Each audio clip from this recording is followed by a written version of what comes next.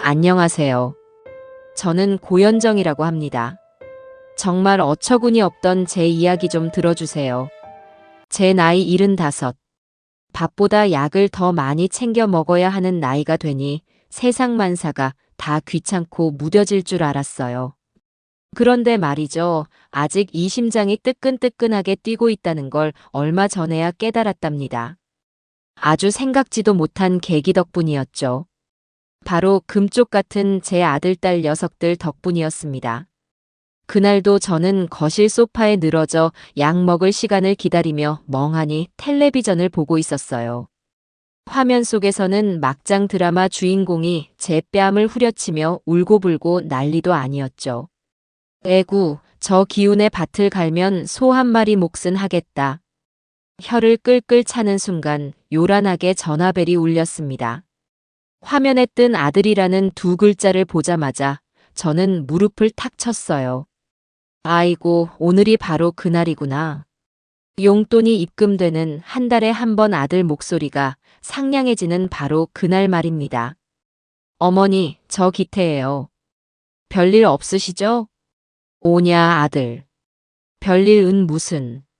늙은이가 늘 똑같지. 밥은 먹었냐? 제 물음의 아들 녀석, 기태는 잠시 머뭇거리더군요. 꼭 하기 싫은 숙제를 억지로 해야 하는 아이처럼 말이에요. 이런 느낌 한두 번 겪어본 게 아니죠. 딱 감이 왔습니다. 아, 이놈이 또 돈 나올 구멍을 막으려고 수작을 부리는구나. 저기, 어머니. 드릴 말씀이 있는데요. 뭔데 그러냐? 돈 없다는 소리만 아니면 뭐든 괜찮다. 저는 일부러 선수를 쳐봤어요. 그랬더니 전화기 저편에서 아들의 깊은 한숨 소리가 들려오는 듯 했습니다. 곧이어 옆에서 듣고 있던 며느리 우서희의 날카로운 목소리가 희미하게 끼어들었죠. 그냥 빨리 말해. 뭘 그렇게 뜸들여. 며느리의 재촉에 용기를 얻었는지 아들이 마침내 본론을 꺼냈습니다. 어머니, 저희도 이제 힘드네요. 가게도 예전 같지 않고 애들 학원비는 계속 오르고요. 그래서 말인데 용돈은 이번 달까지만 드릴게요. 죄송합니다. 아이고, 이 녀석아. 그 말이 그렇게 어려웠더냐? 저는 조금도 놀라지 않았어요. 올 것이 왔다고 생각했죠. 오히려 속이 다 시원하더군요. 며느리 녀석은 뭐가 그리 당당한지 아예 전화기를 빼앗아 들고 제게 직접 쏘아붙이기 시작했습니다. 어머님, 저희가 그동안 드린 것만 해도 어디예요? 어머님은 연금도 꼬박꼬박 나오시고 아파트도 있으시잖아요. 저희야말로 대출금에 허리가 휜다고요. 이제 어머님도 저희 사정 좀 봐주셔야죠. 저 말투 좀 보세요. 꼭 자기가 번 돈으로 제 용돈을 주는 것처럼 말하는 꼴이라니. 제가 평생 뼈 빠지게 일해서 사놓은 상가 건물, 거기서 나오는 월세를 지들 통장으로 받아서 그중 10분의 1을 떼어주면서 저렇게 생색을 내는 거랍니다. 제가 모를 줄 알고 허파에 바람 들어간 소리 하고 있네. 아주 회개가 어두운 녀석들이에요. 저는 빙그레 웃으며 대답했습니다. 그래, 알겠다. 너희 사정이 그렇다면 어쩔 수 없지. 그동안 고마웠다. 제 차분한 반응에 며느리는 오히려 김이 샜다는 듯 콧방귀를 뀌더군요. 진작 이렇게 말씀하셨으면 좋잖아요. 그러고는지 할 말만 하고 전화를 뚝 끊어버렸습니다. 전화가 끊기고 1분도 채 지나지 않아 이번에는 딸 기숙이에게서 문자 한 통이 도착했어요. 내용은 아주 간단명료했습니다. 엄마, 오빠한테 얘기 들었지? 나도 마찬가지야. 미안. 이 녀석들은 아주 사전 모의라도 한 모양이에요. 손발이 척척 맞는 걸 보니 이럴 때만 남매 사이가 아주 돈독해지나 봅니다. 저는 소파에 다시 편하게 몸을 기댔습니다. 눈물이 나오거나 서운한 마음이 들 줄 알았는데 이상하게도 마음이 아주 평온했어요. 오히려 오랫동안 저를 짓누르던 무거운 족쇄가 풀린 것처럼 홀가분한 기분마저 들었죠. 그래, 이것들이 드디어 본색을 드러내는구나. 잘됐다. 나도 이제 눈치 보지 않고 내 마음대로 살아봐야겠다. 저는 곧바로 아들 녀석에게 다시 전화를 걸었습니다. 신호가 두어 번 울리자 아마 며느리일 테죠. 귀찮다는 목소리로 전화를 받더군요. 어머니, 왜 또 전화하셨어요? 저희 이제 돈 없어요. 돈 얘기 아니니까 걱정 말고 기태 좀 바꿔주렴. 잠시 후 아들 녀석이 마지못해 전화를 받았습니다. 네, 어머니. 아들, 아까 내가 깜빡하고 말을 못한 게 있어서. 잘 들어라. 너희가 이제 내게 용돈을 안 준다고 하니 그럼 나도 이제 너희한테 줄 유산은 없다고 생각하마. 공평한 거지? 제 말에 아들 녀석이 갑자기 푸아하고 웃음을 터뜨렸습니다. 에이, 어머니. 또 농담하신다. 그깟 용돈 몇 푼 안 드린다고 유산을 안 주신대. 저희가 그렇게 속 좁아 보이세요? 알았어요, 알았어. 저희가 잘못했어요. 그래도 용돈은 힘들어요. 그 녀석은 제 말을 그저 늙은이의 서운함에서 나온 투정쯤으로 여기는 모양이었어요. 옆에서 듣고 있던 며느리는 아예 대놓고 비꼬기 시작했죠. 어머님, 지금 저희 협박하시는 거예요? 유산 가지고 그러시는 거 좀 유치한 거 아세요? 유치하다? 그래, 유치하다. 너희는 고상해서 늙은 어미 용돈부터 끊는구나. 저는 더 이상 이 어리석은 것들과 말을 섞고 싶지 않았습니다. 두고 보렴. 내 말이 농담인지 아닌지. 저는 그 한마디만 남기고 전화를 끊어버렸습니다. 이제 주사위는 던져졌어요. 자, 고현정. 이제부터는 진짜 네 인생을 사는 거야. 누구의 엄마도 누구의 아내도 아닌 오롯이 너 자신을 위해서 말이다. 저는 굳게 마음먹었습니다. 다음 날 아침, 저는 평소보다 일찍 눈을 떴습니다. 뻐근한 몸을 일으켜 창밖을 보니 새벽을 여는 청명한 공기가 저를 반겨주더군요. 꼭 제 새로운 인생의 시작을 축하해주는 것만 같았어요. 저는 수십 년 동안 거들떠보지도 않았던 화장대 앞에 앉아 먼지 쌓인 화장품 뚜껑을 열었습니다. 까맣게 말라비틀어진 립스틱을 보니 헛웃음이 나왔죠. 이 좋은 걸 왜 썩히고 살았을까? 저는 그 길로 밖으로 나섰습니다. 목적지는 동네 시장이었어요. 딱히 살 것이 있어서 간 것은 아니었습니다. 그저 활기찬 사람들 틈에 섞여 살아있다는 느낌을 받고 싶었는지도 몰라요. 시장 입구에 들어서자 펄떡이는 생선 비린내와 구수한 빵 냄새, 시끌벅적한 상인들의 외침이 저를 감쌌습니다. 그래, 바로 이거야. 이렇게 부대끼며 사는 게 사람 사는 거지. 한참을 구경하며 걷다가 시장 구석진 골목에서 발걸음을 멈췄습니다. 성순의 국밥이라는 낡은 간판이 눈에 들어왔기 때문이었죠. 가게 안은 텅 비어 있었고 주인으로 보이는 젊은 청년 하나가 찌든 때가 낀 테이블을 힘없이 닦고 있었습니다. 행색은 남루했지만 어딘지 모르게 선한 인상이 느껴지는 청년이었어요. 그때 가게 안으로 술에 취한 듯한 남자가 비틀거리며 들어왔습니다. 그는 자리에 앉자마자 청년에게 고래고래 소리를 지르기 시작했어요. 야, 여기 국밥 하나 줘봐. 얼큰하게. 청년은 아무 말 없이 주방으로 들어가 국밥을 끓여왔습니다. 남자는 국밥을 한 숟가락 뜨는가 싶더니 갑자기 인상을 쓰며 국밥 그릇을 테이블 위에 내동댕이 쳤어요. 이게 국밥이야, 맹물이야. 맛이 왜 이따위야? 돈 아까워서 장사 어떻게 하냐? 뜨거운 국물이 바닥에 쏟아지고 청년의 얼굴에 당혹감이 스쳤습니다. 하지만 그는 화를 내거나 변명하지 않았어요. 그저 묵묵히 행주를 가져와 바닥을 닦기 시작했죠. 남자는 욕설을 퍼부으며 가게를 나갔고 텅 빈 가게에는 적막만이 흘렀습니다. 청년은 손님이 흘린 음식을 다 치우고 나서야 한숨을 푹 내쉬더군요. 저는 그 모습을 가만히 지켜보았습니다. 짠한 마음이 들면서도 한편으로는 오기가 생겼어요. 대체 맛이 어떻길래 저런 수모를 당하나. 저는 가게 안으로 성큼성큼 들어갔습니다. 놀란 눈으로 저를 쳐다보는 청년에게 저는 말했죠. 총각, 나도 국밥 한 그릇 줘봐요. 저 사람이 버리고 간 거 말고 새로 끓여서. 청년의 얼굴이 순간 붉어졌습니다. 그는 잠시 망설이더니 이내 주방으로 들어가 정성껏 국밥을 끓여내왔습니다. 김이 모락모락 피어오르는 국밥 그릇을 받아들고 저는 먼저 국물 맛부터 봤어요. 어라? 저는 깜짝 놀랐습니다.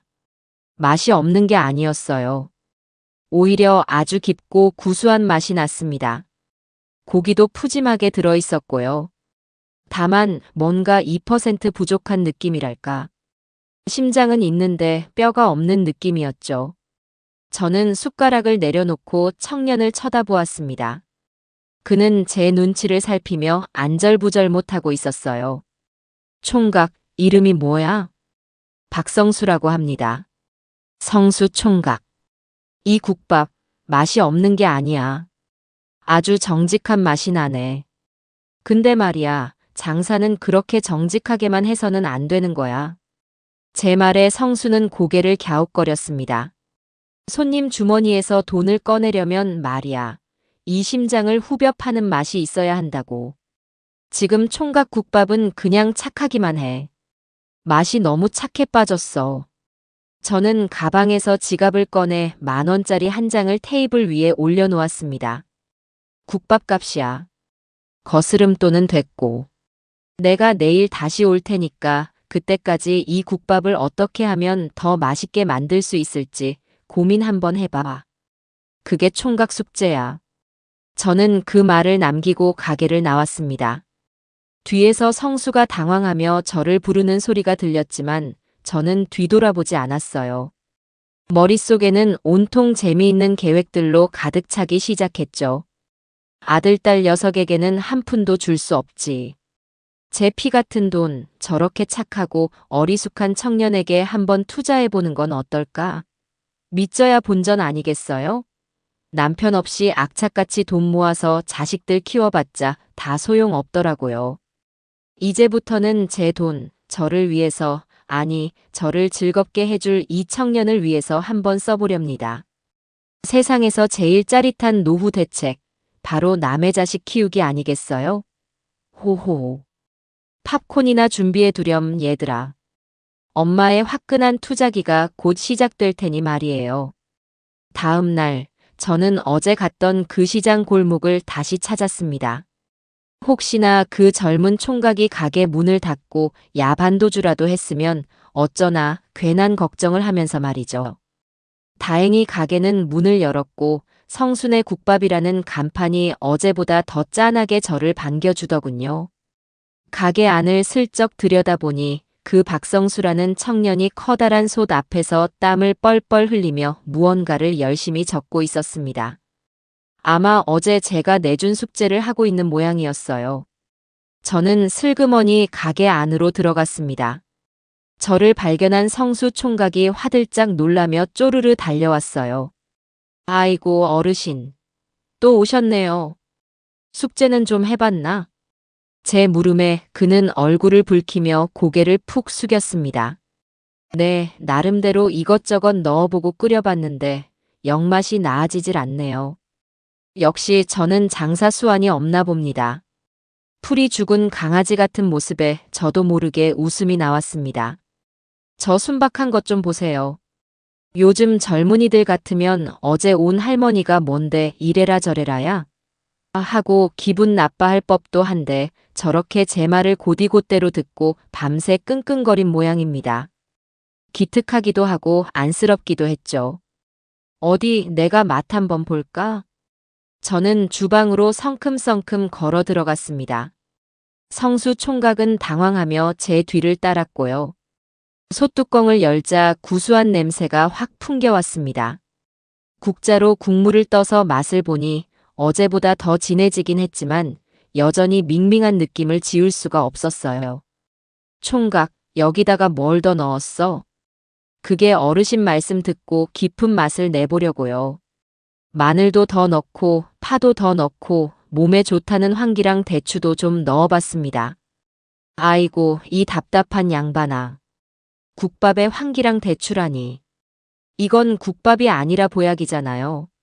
손님들이 밥 먹으러 왔지 한약 지으러 온 줄 알겠네. 총각, 음식의 기본은 조화야.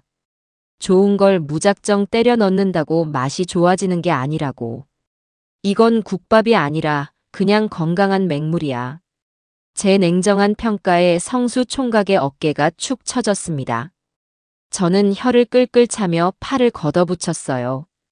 앞치마 하나만 줘봐. 내가 오늘 총각한테 진짜 국밥이 뭔지 보여줄 테니. 네. 아니, 어르신. 어떻게 어르신께 그런 일을. 시끄럽고 앞치마나 빨리 가져와. 내 돈이 들어갈지도 모르는 가게인데 이 정도는 확인해 봐야지. 제 말에 성수 총각은 어쩔 수 없다는 듯 새 앞치마를 찾아 제게 건넸습니다. 저는 앞치마를 질끈 동여매고 주방을 한번 쓱 훑어봤어요. 정리는 잘 되어 있었지만 양념통들이나 재료들을 보니 한숨부터 나왔습니다. 공장에서 대량으로 만들어 파는 고추장, 된장, 국간장. 이런 걸로 무슨 깊은 맛을 낸단 말입니까? 총각, 집에 잠깐 다녀와야겠네. 여기서 꼼짝 말고 기다리고 있어. 저는 그 길로 집으로 달려가 장독대에 고이 모셔두었던 제 보물들을 꺼내왔습니다. 10년 묵은 시간장, 제가 직접 담근 매실액, 그리고 햇볕에 잘 말려 빻아놓은 태양초 고춧가루까지. 이건 제 자식들도 그 맛의 비밀을 모르는 저만의 필살기였죠.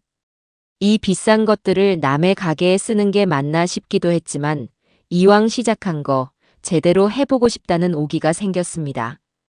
다시 가게로 돌아오니 성수 총각은 제가 시킨 대로 정말 꼼짝도 안 하고 주방 입구에 서 있더군요. 저는 제가 가져온 양념들을 보여주며 말했습니다. 자, 지금부터 내가 하는 거 눈 똑똑히 뜨고 잘 봐. 이건 돈 주고도 못 배우는 거야. 저는 먼저 솥에 들어있던 내용물을 모조리 덜어냈습니다. 그리고는 새로 물을 받아 제가 가져온 시간장과 몇 가지 비법 재료들을 넣고 육수를 내기 시작했어요. 1시간이 지났을까 주방에는 이전과는 비교도 할 수 없는 깊고 구수한 향기가 진동했습니다. 성수 총각은 넋을 잃고 그 모습을 바라보고 있었죠. 자, 맛 한번 봐. 저는 국자로 국물을 떠서 성수 총각에게 건넸습니다. 그는 조심스럽게 국물을 받아 마시더니 갑자기 눈을 동그랗게 떴어요. 어르신, 이게 어떻게 이런 맛이 나죠? 제가 끓인 거랑은 차원이 다른데요. 그러니까 내가 말했잖아. 음식은 조화라고. 그리고 가장 중요한 건 바로 이 시간이야. 이 간장 한 방울에 10년의 시간이 담겨 있는 거라고. 알겠어? 그는 연신 고개를 끄덕이며 감탄사를 연발했습니다. 그 모습을 보니 왠지 모르게 뿌듯하고 신이 났어요. 자식 놈들한테 밥 해줄 때는 한 번도 느껴보지 못했던 보람이었습니다. 그때였어요. 텅 빈 가게에 드디어 첫 손님이 들어왔습니다. 점심시간이 훌쩍 지난 시간이라 기대도 안 했는데 말이죠. 손님은 자리에 앉자마자 국밥 하나요를 외쳤습니다. 성수 총각은 긴장한 얼굴로 저를 쳐다봤어요. 저는 눈짓으로 그를 안심시키고 새로 끓인 육수로 국밥을 말아 내보냈습니다. 결과는 대성공이었죠. 손님은 국물 한 방울 남기지 않고 그릇을 싹 비우더니 계산을 하며 성수 총각에게 말했습니다. 사장님, 오늘 국밥 맛이 왜 이렇게 좋아요? 주방장 바뀌었어요? 와, 진짜 맛있네. 내일 또 와야겠다. 칭찬 한마디에 성수 총각의 얼굴에 환한 미소가 번졌습니다. 그 모습을 보니 제 마음도 따뜻해졌어요. 저는 결심을 굳혔습니다. 그래, 바로 여기다. 내 남은 인생과 재산을 투자할 곳은 바로 이곳이다. 손님이 나가고 저는 의자를 끌어다 성수 총각 앞에 앉았습니다. 그리고는 단도직입적으로 말했죠. 총각, 내가 돈 좀 있는데 이 가게에 투자 좀 해볼까? 그러자 성수 총각은 마시던 물을 뿜을 뻔했습니다. 네. 투자요? 어르신 무슨 말씀이세요? 못 알아들었어? 내가 이 가게 동업자가 되어주겠다고. 가게 확장하는 돈도 대주고 내 비법 레시피도 전부 전수해주고. 어때, 구미가 좀 당기나? 저는 의기양양하게 말했지만 성수 총각의 반응은 예상 밖이었습니다. 그는 고개를 절레절레 저으며 손사래를 쳤어요. 아닙니다, 어르신. 저 같은 사람한테 투자하시면 망합니다. 이 가게 곧 정리하려고 했어요. 어르신의 소중한 돈을 제가 망칠 수는 없습니다. 마음만 감사히 받을게요. 아니, 이 청년 좀 보세요. 돈을 대주겠다는데 마다하는 사람이 세상에 어디 있습니까?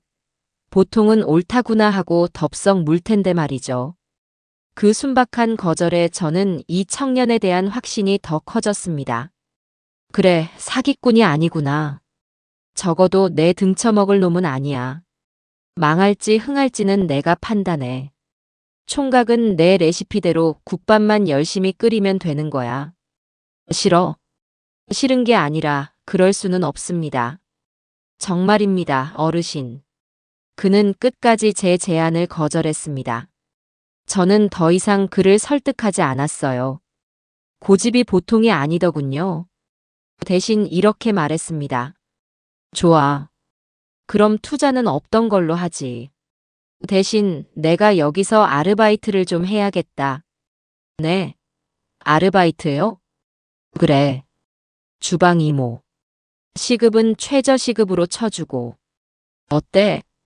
제 기상천외한 제안에 성수 총각은 입을 떡 벌리고 저를 쳐다보기만 했습니다. 그 주 주말이었어요.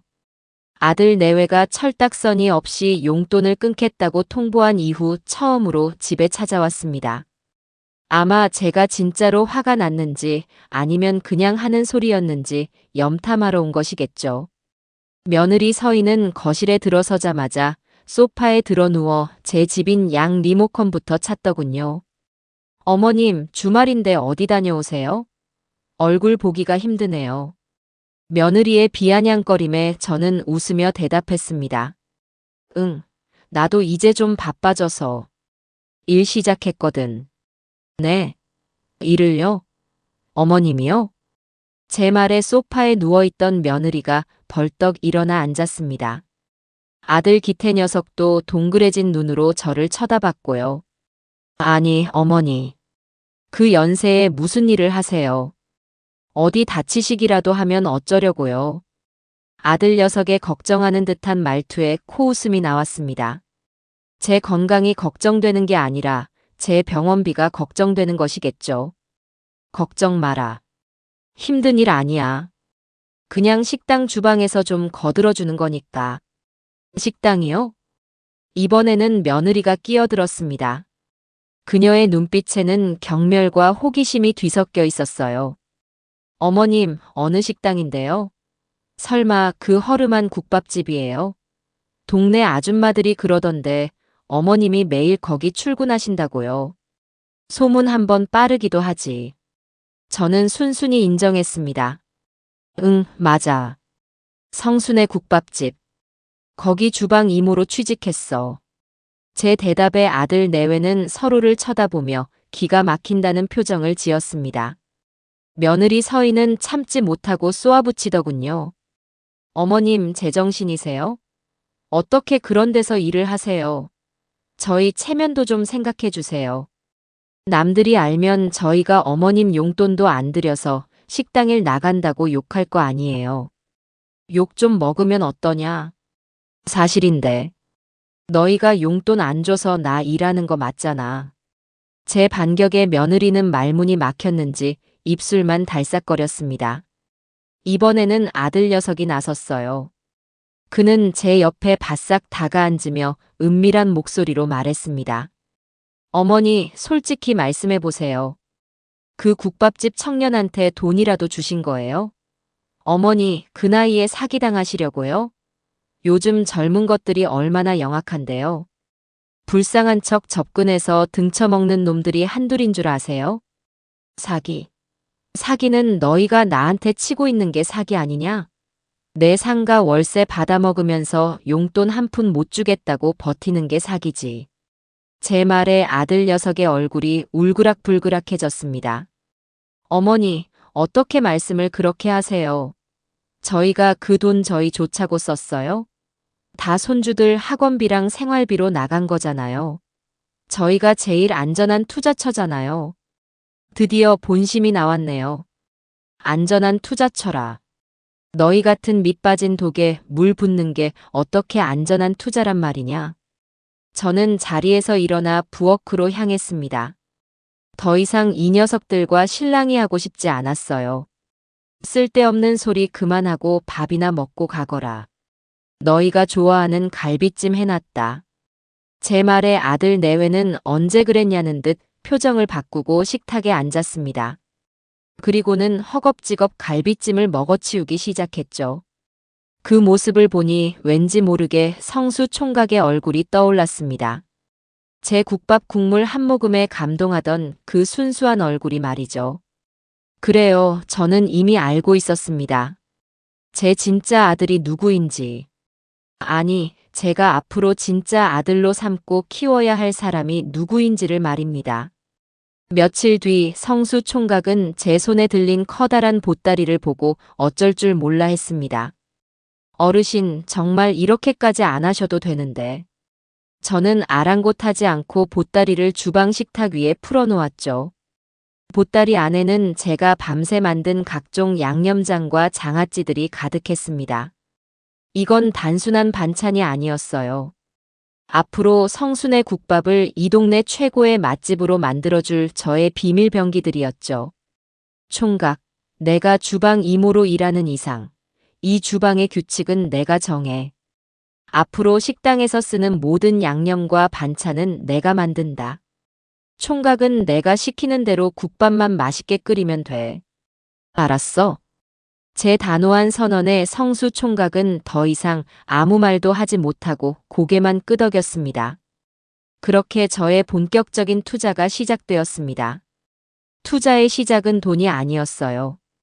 바로 제 손맛과 평생의 노하우, 제 인생이 담긴 레시피였죠. 저는 이것을 유산 1호라고 이름 붙였습니다. 저는 먼저 성수 총각에게 제대로 된 육수 비법부터 전수하기 시작했습니다. 며칠 밤낮으로 이어진 강행군이었어요. 솥뼈를 얼마나 고아야 하는지, 어떤 순서로 재료를 넣어야 하는지, 불 조절은 어떻게 해야 하는지, 사소한 것 하나까지 꼼꼼하게 가르쳤습니다. 성수 총각은 군소리 한마디 없이 제가 시키는 대로 묵묵히 따라왔어요. 잠도 제대로 못 자 퀭한 눈을 하고서도 제가 무언가를 가르쳐 줄 때면 아이처럼 눈을 반짝였습니다. 그 모습이 어찌나 예뻐 보이던지. 제 아들놈은 대학 등록금 내줄 때도 저런 눈빛을 보여준 적이 없었는데 말이죠. 마침내 우리의 새로운 국밥이 완성되었습니다. 이전과는 비교할 수 없는 깊고 진한 맛이었죠. 성수 총각은 자기가 만든 국밥을 맛보고는 감격해서 눈물까지 글썽였습니다. 어르신 감사합니다. 정말 감사합니다. 돌아가신 저희 어머니도 이렇게 맛있는 국밥은 못 끓여주셨어요. 이제 시작이야, 임마. 울지 말고 정신 똑바로 차려. 저는 퉁명스럽게 말했지만 마음 한구석이 찡해오는 건 어쩔 수 없었습니다. 국밥 맛이 달라지자 거짓말처럼 손님들이 하나둘 늘기 시작했습니다. 처음에는 동네 어르신들이나 시장 상인들이 대부분이었죠. 그들은 하나같이 아니, 이 집 국밥 맛이 왜 이렇게 변했어? 완전 다른 집이 됐네. 라며 놀라워했습니다. 입소문은 참 무서운 것이더군요. 일주일도 채 지나지 않아 점심시간이면 가게 안은 손님들로 북적이기 시작했습니다. 저는 국밥 맛만 바꾼 것이 아니었어요. 가게 전체를 뜯어고치기 시작했죠. 칙칙했던 벽지는 화사한 색으로 새로 도배하고 끈적거리던 테이블과 의자는 윤이 나게 닦았습니다. 삐뚤빼뚤 쓰여있던 메뉴판은 제가 직접 붓글씨로 써서 새로 걸었고요. 성수 총각에게는 꼬질꼬질한 티셔츠 대신 깔끔한 조리복을 사입혔습니다. 허름하고 지저분했던 국밥집은 어머니와 아들이 운영하는 정겨운 맛집이라는 새로운 컨셉으로 다시 태어났죠. 물론 여기서 아들은 제 친아들이 아니라 성수 총각을 말하는 것이었지만요. 가게가 점점 활기를 띠자 성수 총각의 얼굴에도 웃음꽃이 피었습니다. 그는 매일 저보다 먼저 가게에 나와 청소를 하고 재료를 준비했어요. 손님들에게는 또 어찌나 친절하게 대하는지. 그의 성실함과 착한 심성은 손님들에게도 고스란히 전해졌습니다. 손님들은 이제 저를 주방 이모님이 아니라 사장님 어머니라고 부르기 시작했어요. 모든 것이 순조롭게 흘러가는 듯 했습니다. 하지만 세상에 공짜는 없는 법이죠. 예상치 못한 곳에서 첫 번째 태클이 들어왔습니다. 바로 제 며느리 우서희에게서였어요. 어느 날 저녁 가게 마감을 준비하고 있는데 며느리에게서 전화가 걸려왔습니다. 전화를 받자마자 다짜고짜 고함을 지르더군요. 어머님, 지금 뭐 하시는 거예요? 거기 국밥집에 돈이라도 보태주셨어요? 동네방네 어머님이 그 가게 먹여 살린다고 소문이 파다해요. 아마 가게에 손님이 많아진 것을 보고 제가 돈을 댔다고 지레 짐작한 모양입니다. 저는 차분하게 대꾸했습니다. 돈은 무슨 돈? 내 인건비도 못 받고 일해주고 있는데. 거짓말하지 마세요.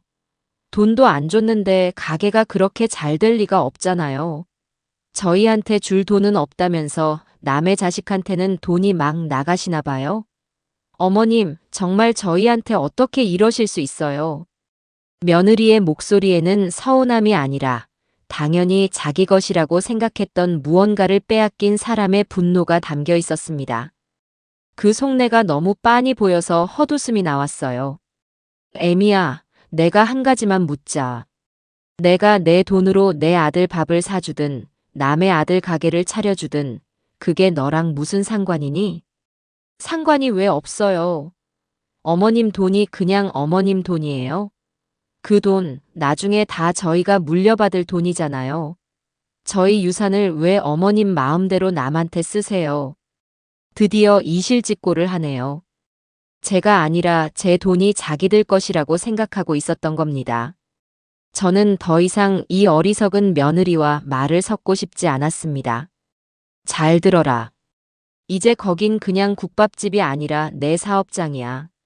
내 노후를 책임져줄 아주 중요한 사업장이라고. 그러니 앞으로 그 가게에 대해 함부로 말하지 마라. 그리고 한 가지 더. 네가 말한 그 유산, 이제 너희한테는 한 푼도 안 돌아갈 줄 알아. 내가 그 잘난 유산으로 뭘 하는지 앞으로 눈 똑똑히 뜨고 지켜보기나 해. 저는 그 말을 끝으로 전화를 끊어버렸습니다. 전화기 저편에서 며느리가 악을 쓰는 소리가 들렸지만 조금도 신경 쓰이지 않았어요. 오히려 마음이 후련했습니다. 그래요, 이제 전쟁은 시작되었습니다. 그리고 이 전쟁의 승자는 처음부터 정해져 있었죠. 바로 저 고연정입니다. 저는 수화기를 내려놓고 땀 흘리며 주방을 청소하고 있는 성수 총각을 바라보았습니다. 저 착한 청년을 위해서라면 제 전 재산을 다 걸어도 아깝지 않다는 생각이 들었어요. 그것이 제 자식 놈들의 코를 납작하게 만들어줄 가장 확실한 방법이라는 것도 잘 알고 있었죠. 며느리와의 통화 이후 저는 더 이상 망설이지 않기로 했습니다. 어설픈 경고만으로는 저 녀석들의 탐욕을 멈출 수 없다는 것을 깨달았기 때문이죠. 저는 다음 날 바로 은행으로 달려가 제 명의로 된 예금 중 일부를 해지했습니다. 그리고 그 돈으로 성순의 국밥의 상표 등록부터 마쳤어요. 이제 이 가게는 법적으로도 제 자산이 된 셈입니다. 가게는 나날이 번창했습니다. 입소문을 타고 동네뿐만 아니라 멀리서도 찾아오는 손님들이 생겨났어요. 점심시간에는 가게 앞에 줄을 서는 것이 당연한 풍경이 되었죠. 성수 총각은 밀려드는 손님의 허리가 휠 지경이었지만 얼굴에서는 웃음이 떠나질 않았습니다. 저 역시 고된 주방일이 힘들기는커녕 하루하루가 즐겁고 보람찼어요. 평생을 가족 뒷바라지만 하며 살아왔는데 이제야 비로소 제 인생의 주인이 된 것 같은 기분이었습니다. 그러던 어느 날 우리 가게에 아주 특별한 손님이 찾아왔습니다. 딱 봐도 평범한 손님은 아니었어요. 커다란 카메라를 들고 있었고 혼자서 밥을 먹으면서도 계속 무언가를 중얼거렸거든요. 성수 총각이 제게 와서 조심스럽게 속삭였습니다. 어르신, 저 손님 아무래도 유튜버인 것 같아요. 유튜버? 그게 뭔데? 인터넷으로 방송하는 사람이요. 보통 저렇게 혼자 와서 카메라로 찍으면서 방송하더라고요. 저는 그제야 고개를 끄덕였습니다. 텔레비전에서 몇 번 본 적이 있었죠. 요즘 젊은이들은 밥 먹는 것까지 방송을 한다더니 정말이었나 봅니다. 그 유튜버는 우리 가게의 대표 메뉴인 국밥을 시켜 먹었습니다. 그는 국물을 한 숟가락 뜨자마자 갑자기 카메라를 향해 눈을 동그랗게 뜨며 외쳤어요. 여러분, 와, 이거 진짜 대박입니다. 제가 찾던 맛이 바로 이거예요. 할머니의 손맛과 청년 사장님의 정성이 만난 인생 국밥입니다. 와, 국물이 끝내줘요. 그는 호들갑을 떨며 국밥 한 그릇을 순식간에 비웠습니다. 그리고는 계산을 하고 나가면서 성수 총각과 제게 엄지손가락을 치켜 세우며 말했죠. 사장님, 어머님, 정말 맛있게 잘 먹었습니다. 이 가게는 무조건 대박 날 겁니다. 제가 보장합니다. 그의 말은 현실이 되었습니다. 그날 밤 맛따라가요 TV라는 채널의 골목에 숨겨진 진짜 국밥 맛집을 찾았습니다. 라는 제목으로 우리 가게 영상이 올라왔습니다. 영상은 하루 만에 조회수 100만을 돌파했고 댓글창에는 당장 좌표 찍어주세요. 현기증 난단 말이에요. 우리 동네에 저런 곳이 있었다니 같은 글들이 수천 개가 달렸습니다. 다음 날 가게 문을 열기도 전부터 가게 앞은 손님들로 장사진을 이루었습니다. 끝이 보이지 않는 줄에 저와 성수 총각은 입을 떡 벌리고 말았죠. 그날 우리는 그야말로 눈코 뜰 새 없이 바빴습니다. 재료가 조기에 소진되어 점심 장사밖에 못할 정도였으니까요. 몸은 녹초가 되었지만 제 통장에 찍히는 어마어마한 매출액을 보니 피로가 싹 가시는 기분이었습니다. 하지만 세상 모든 일에는 빛과 그림자가 함께 있는 법이죠. 가게가 잘 되는 꼴을 그냥 두고 볼 리 없는 사람들이 있었습니다. 바로 제 아들 내외였어요. 며칠 뒤 한창 바쁜 점심시간에 며느리 서희가 손님인 척 가게에 찾아왔습니다. 얼굴을 가리려고 그랬는지 커다란 선글라스에 스카프까지 두르고 있었지만 매의 눈인 제가 그걸 못 알아볼 리가 없었죠. 저 여우 같은 게 또 무슨 꿍꿍이로 여기까지 왔을까? 저는 그녀의 행동을 예의주시했습니다. 아니나 다를까 그녀는 국밥을 거의 다 먹어갈 무렵 주변을 슬쩍 살피더니 자기 머리카락을 한 움큼 뽑아 국밥 그릇에 넣는 것이 아니겠어요? 그리고는 곧바로 자리에서 일어나 온 가게가 떠나가라 소리를 질렀습니다. 사장님, 이게 지금 뭐예요? 음식에서 머리카락이 나왔잖아요. 와, 이 가게 위생이 엉망이네. 장사 이따위로 할 거예요? 그녀의 고함에 가게 안의 모든 손님들의 시선이 집중되었습니다. 성수 총각은 당황해서 어쩔 줄 몰라 하며 달려왔고요. 죄송합니다, 손님. 제가 바로 새로 해주는 걸로 끝날 문제예요. 밥맛 다 버렸네. 당장 환불해주고 보상해주세요. 구청에 신고하기 전에. 며느리는 아주 작정하고 온 모양이었습니다. 손님들은 수군거리기 시작했고 가게 분위기는 순식간에 험악해졌죠. 하지만 저는 조금도 당황하지 않았습니다. 이런 날이 올 줄 알고 미리 대비를 해두었거든요. 저는 카운터로 성큼성큼 걸어가 태연하게 말했습니다. 손님, 잠시만 진정하세요. 요즘 세상이 어떤 세상인데 저희가 다 증거를 남겨놓고 장사를 하죠. 저는 카운터에 설치해둔 CCTV 모니터를 가리켰습니다. 그리고는 스마트폰을 꺼내 몇 번 조작하더니 가게 안에 설치된 커다란 텔레비전 화면에 방금 전 상황이 담긴 CCTV 영상을 재생시켰어요. 화면 속에는 제 며느리가 두리번거리며 자기 머리카락을 뽑아 국밥에 넣는 장면이 아주 선명하게 슬로우 모션으로 재생되고 있었습니다. 그 모습을 본 손님들은 경악을 금치 못했고 이내 가게 안은 폭소와 야유 소리로 가득 찼습니다. 세상에, 자기 머리카락을 자기가 넣네. 요즘 저런 진상들이 있다더니 내 눈으로 직접 볼 줄이야. 아줌마, 연기 대상감이다. 꼴 좋다. 모든 것이 탄로나자 며느리의 얼굴은 잘 익은 토마토처럼 새빨개졌습니다. 그녀는 선글라스로도 가려지지 않는 창피함에 어쩔 줄 몰라 하다가 결국 아무 말도 못하고 가게 밖으로 도망치듯 뛰쳐나갔습니다. 그 모습을 본 손님들은 통쾌하다는 듯 박수까지 쳤어요. 이 사건은 오히려 우리 가게에 대한 손님들의 신뢰를 더욱 높여주는 계기가 되었습니다. 그날 이후 우리 가게는 진상 손님도 물리치는 CCTV 맛집이라는 별명까지 얻으며 더욱더 유명해졌답니다. 저는 도망가는 며느리의 뒷모습을 보며 빙그레 웃었습니다. 애미야, 그 정도 꼼수로 내 50년 장사 내공을 이길 수 있을 것 같으냐?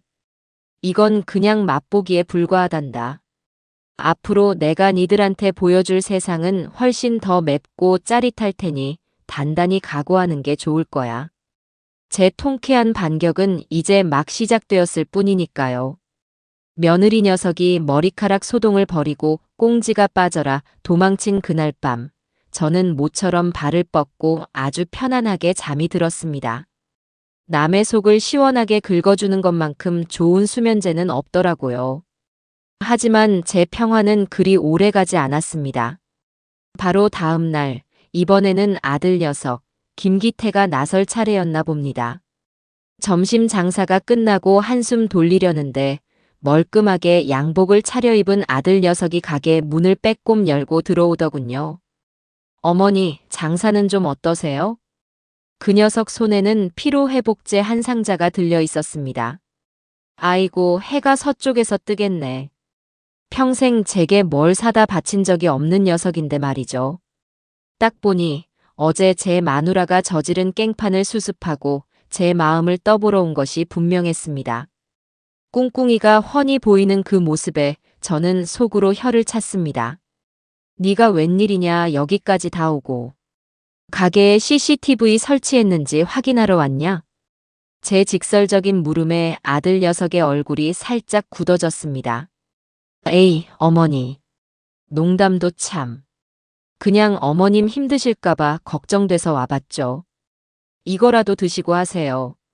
그 녀석은 피로회복제 상자를 식탁 위에 슬쩍 밀어놓고는 제 맞은편 의자에 털썩 주저앉았습니다. 그리고는 가게 안을 샅샅이 훑어보기 시작했어요. 북적이는 손님들, 활기찬 분위기, 그리고 땀 흘리며 묵묵히 일하는 성수 총각을 보더니 녀석의 표정이 미묘하게 일그러졌습니다. 아마 자기가 생각했던 것보다 가게가 훨씬 더 잘 되는 모습에 배알이 꼴렸던 것이겠죠. 어머니, 잠깐 저랑 얘기 좀 하세요. 아들 녀석은 저를 가게 구석으로 끌고 가더니 아주 심각한 표정으로 입을 열었습니다. 어머니, 제가 어제 집사람한테 얘기 다 들었어요. 정말 죄송합니다. 걔가 요즘 스트레스를 많이 받아서 잠시 정신이 나갔었나 봐요. 제가 대신 사과드릴게요. 사과는 무슨? 그 말투는 우리 마누라가 왜 그랬는지 이해하시죠? 하는 변명에 가까웠습니다. 저는 팔짱을 끼고 녀석을 쏘아보았어요. 그래서 하고 싶은 말이 뭔데? 서론이 길다. 그게 아니라요, 어머니. 제가 아무리 생각해도 이건 좀 아닌 것 같아요. 어머니, 그 청년 박성수라 그랬죠? 그 청년 아무래도 사기꾼 같아요. 드디어 본론이 나왔네요. 며느리 녀석은 무식하게 몸으로 덤비더니 아들놈은 이렇게 이간질로 나오는군요. 작전 한번 유치하기 짝이 없습니다. 사기꾼이라니. 멀쩡한 애를 왜 사기꾼으로 만드냐? 어머니, 세상을 너무 모르셔서 그래요. 저렇게 순진한 척, 착한 척 접근해서 어르신들. 재산놀이는 제비 같은 놈들이 한둘인 줄 아세요? 어머니 등쳐서 이 가게만 낼름 뺏으려는 속셈일 수도 있다고요. 어머니는 지금 저놈한테 된통 속고 계신 거예요. 아들 녀석은 정말로 저를 걱정한다는 듯 아주 애절한 표정으로 연기를 펼쳤습니다. 그 뻔뻔한 얼굴을 보고 있자니 헛웃음이 나왔어요. 진짜 사기꾼은 지금 제 눈앞에 서 있는데 말이죠. 기태야. 네, 어머니. 네가 지금 누구 걱정을 하는 거냐? 내 걱정. 아니면 네 유산 걱정. 제 정곡을 찌르는 말에 녀석의 얼굴이 파랗게 질렸습니다. 어머니, 어떻게 말씀을 그렇게 하세요? 제가 어머니 걱정돼서 드리는 말씀인데. 됐다. 네 걱정은 네 마누라 단속이나 잘하는 걸로 충분해. 그리고 성수 총각이 사기꾼인지 아닌지는 내가 알아서 판단해. 너는 상관없는 일이니까 신경 꺼. 저는 단호하게 말을 잘랐습니다. 하지만 아들 녀석은 포기하지 않고 끈질기게 물고 늘어졌어요. 아니, 어머니. 그럼 저 청년이랑 무슨 계약이라도 하셨어요? 가게 명의는 어떻게 되어 있고요?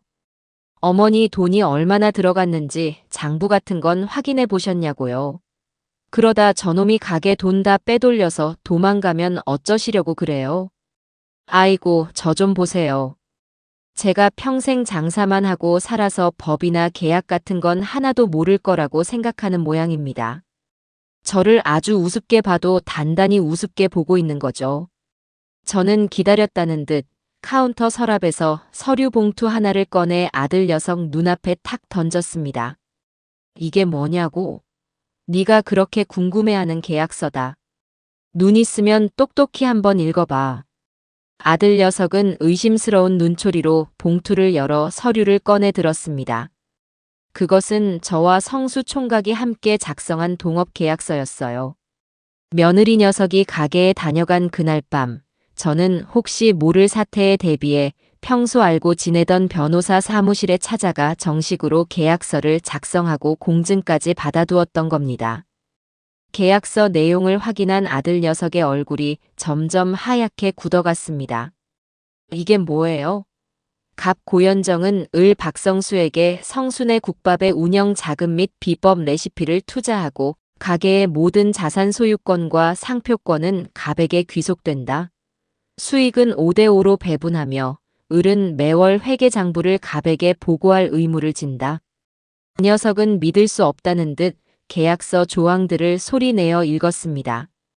변호사가 꼼꼼하게 작성해준 계약서는 법적으로 한치의 허점도 없었죠.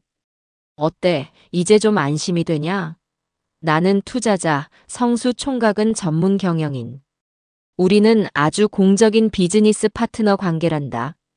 내가 니들처럼 그렇게 허술하게 일 처리할 사람으로 보였어? 저는 의기양양하게 말했습니다.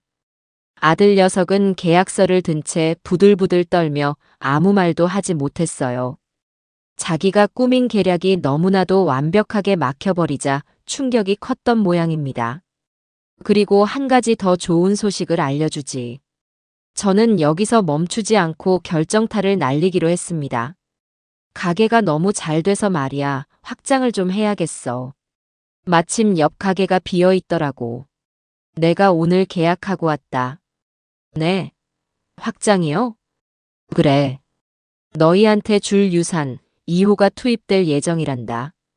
묵혀두었던 예금 좀 깨야겠어. 너희한테는 한 푼도 못 주겠다고 쩔쩔맸던 바로 그 돈으로 말이야. 호호. 저는 보란듯이 크게 웃었습니다. 아들 녀석은 이제 거의 혼이 나간 사람처럼 보였어요.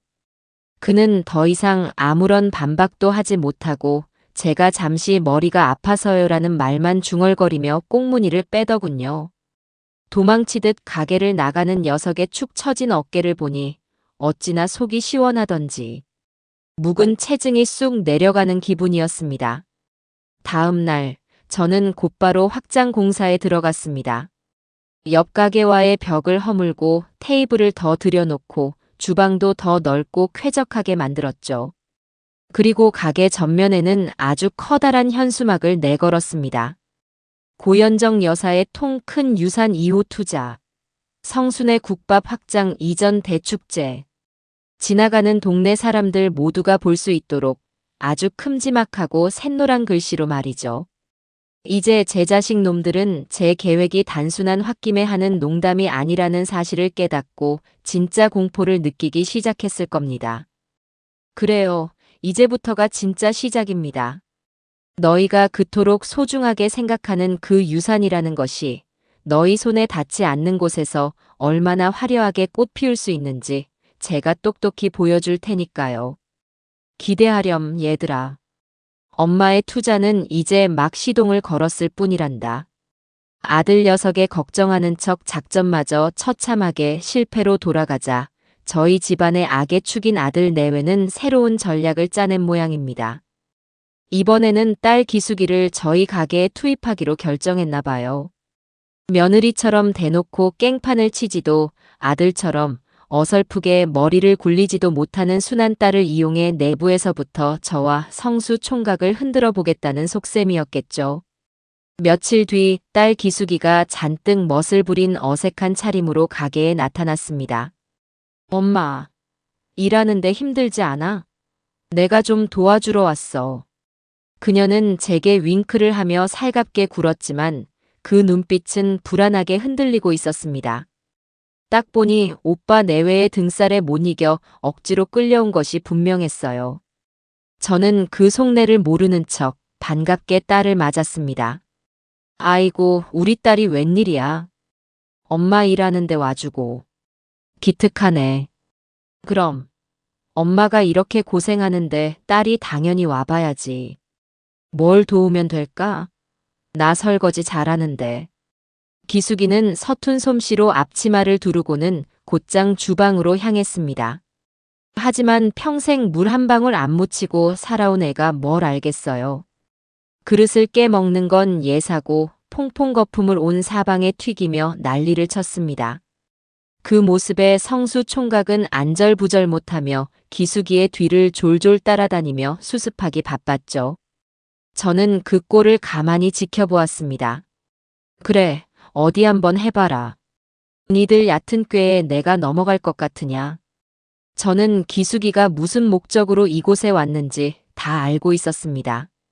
아마 저 몰래 성수 총각에게 접근해서 우리 엄마 돈 보고 접근하는 거죠? 따위의 유치한 질문을 던지며 그의 속을 떠보거나 어떻게든 흠을 잡아내려 혈안이 되어 있겠죠. 아니나 다를까 기숙이는 설거지를 핑계로 계속 주방에 머물며 성수 총각에게 슬쩍슬쩍 말을 걸기 시작했습니다. 사장님, 젊으신데 고생이 많으시네요. 우리 엄마 때문에 괜히 더 힘드신 거 아니에요? 아닙니다. 회장님, 아니 어르신 덕분에 제가 이렇게 장사하는 걸요. 성수 총각은 어색하게 웃으며 대답했습니다. 기숙이는 포기하지 않고 계속해서 그를 떠봤어요. 근데 사장님은 고향이 어디세요? 부모님은 다 계시고요? 우리 엄마는 인정이 많아서 좀 딱한 사정 있는 사람 보면 그냥 못 지나치시거든요. 그 말은 즉, 너 혹시 불쌍한 척 우리 엄마한테 접근한 거 아니니? 하는 소리였습니다. 저런 한심한 질문에 성수 총각이 어떻게 대답할지 저도 궁금해지더군요. 점심 장사가 끝나고 잠시 한가해진 틈을 타 기숙이는 작정하고 성수 총각에게 다가갔습니다. 저는 못 듣는 척 홀에서 테이블을 닦으며 두 사람의 대화에 귀를 기울였어요. 사장님, 잠깐 얘기 좀 할 수 있을까요? 기숙이는 주방 한쪽 구석에서 쉬고 있는 성수 총각에게 다가가 조심스럽게 말을 걸었습니다. 성수 총각은 의아한 표정으로 그녀를 바라봤죠. 네, 말씀하세요. 저희 엄마가 이 가게에 돈을 얼마나 대주신 거예요? 솔직하게 말씀해 주세요. 저희 엄마가 사장님한테 속고 있는 것 같아서 제가 너무 불안해서 그래요. 딸 녀석은 눈물까지 글썽이며 동정심을 유발하는 작전을 쓰는 모양이었습니다. 성수 총각은 잠시 아무 말 없이 기숙이를 바라보더니 이내 깊은 한숨을 내쉬었습니다. 그리고는 뜻밖의 이야기를 꺼내기 시작했어요. 따님. 그는 기숙이를 따님이라고 불렀습니다. 그 호칭에는 묘한 거리감과 함께 예의가 담겨 있었죠. 제가 어르신께 돈을 받은 건 사실입니다. 하지만 그건 투자를 받은 것이지 공짜로 받은 돈이 아닙니다. 그리고 제가 이 자리에서 장사를 하는 건 단순히 돈을 벌기 위해서만은 아닙니다. 성수 총각은 땀으로 젖은 손을 앞치마에 닦으며 담담하게 자기 이야기를 들려주었습니다. 이 가게 사실 저희 어머니가 제게 남겨주신 마지막 유산입니다. 저희 어머니도 평생 이 시장 골목에서 작은 식당을 하시며 저를 키우셨거든요. 그러다 병을 얻어 돌아가시기 전에 제 손을 잡고 말씀하셨어요. 절대로 굶지 말고 이 가게에서 뜨끈한 밥이라도 챙겨 먹으라고요. 그의 목소리가 살짝 떨렸습니다. 그런데 제가 워낙 장사 수완이 없어서 어머니가 남겨주신 가게를 다 말아먹을 뻔했습니다. 가게세도 못 내서 쫓겨날 판이었죠. 정말 모든 걸 포기하고 싶었을 때 어르신께서 나타나신 겁니다. 어르신은 제게 단순히 돈만 주신 게 아니에요. 돌아가신 저희 어머니처럼 제게 다시 일어설 용기와 따뜻한 국밥 끓이는 법을 가르쳐 주셨습니다. 저한테 어르신은 평생을 갚아도 다 못 갚을 은인입니다. 성수 총각의 진심 어린 고백에 기숙이는 아무 말도 하지 못했습니다. 그녀의 눈빛이 심하게 흔들리는 것이 제게도 보였어요. 아마 그녀는 성수 총각을 그저 엄마 돈을 노리는 사기꾼 정도로만 생각했겠죠. 하지만 그의 이야기를 듣고 나니 자신들이 얼마나 편협하고 이기적인 생각에 사로잡혀 있었는지 깨닫게 된 모양입니다. 그날 이후 기숙이의 태도는 조금씩 달라지기 시작했습니다. 처음에는 쭈뼛거리며 눈치만 보더니 이제는 제법 적극적으로 가게 일을 돕기 시작했어요. 물론 여전히 서툴고 실수투성이었지만 그 눈빛에는 이전에 없던 진심이 담겨 있었습니다. 그녀는 더 이상 성수 총각을 의심의 눈초리로 보지 않았고 오히려 땀 흘려 일하는 그의 모습을 존경심이 담긴 눈으로 바라보곤 했습니다. 그리고 무엇보다 가장 큰 변화는 바로 저를 대하는 태도였습니다. 이전에는 그저 돈 나오는 기계 혹은 귀찮은 늙은이 취급을 하던 딸이 이제는 제 건강을 걱정하고 제 눈치를 살피기 시작한 겁니다. 엄마, 허리 아프지 않아? 내가 대신할게. 엄마, 오늘따라 얼굴이 안 좋아 보이네. 어디 편찮은 거 아니야? 저는 딸의 그 어색한 관심이 싫지 않았습니다. 물론 아직 저 녀석이 오빠 내외와 한패라는 사실을 잊지는 않았지만 적어도 그녀의 마음속에서 작은 변화의 싹이 트고 있다는 것을 느낄 수 있었죠. 며칠 뒤 가게를 마감하고 집으로 돌아가려는데 기숙이가 제 뒤를 조용히 따라왔습니다. 그리고는 제 손을 꼭 잡으며 말하더군요. 엄마, 미안해. 뭐가 미안한데. 그냥 다. 엄마가 이렇게 즐겁게 일하는 모습, 나 처음 보는 것 같아. 엄마가 돈을 쓰는 게 아니라 진짜 행복을 찾은 것 같아서 그래서 미안해. 그동안 우리가 엄마를 너무 외롭게 만들었던 것 같아. 딸의 눈에서 굵은 눈물 방울이 뚝뚝 떨어졌습니다. 저는 아무 말 없이 딸의 등을 토닥여 주었습니다. 그래요. 이것만으로도 제 투자는 절반은 성공한 셈입니다. 돈으로는 절대 살 수 없는 자식의 진심 어린 사과 한마디를 얻었으니까요. 하지만 이걸로 끝낼 수는 없죠. 아직 정신 못 차린 아들 녀석과 그 교활한 며느리가 남아있으니까요. 그 녀석들에게는 눈물이 아니라 피눈물을 쏙 빼놓을 만한 더 강력한 한 방이 필요했습니다. 그리고 그 한 방을 날릴 기회는 생각보다 아주 빨리 찾아왔습니다.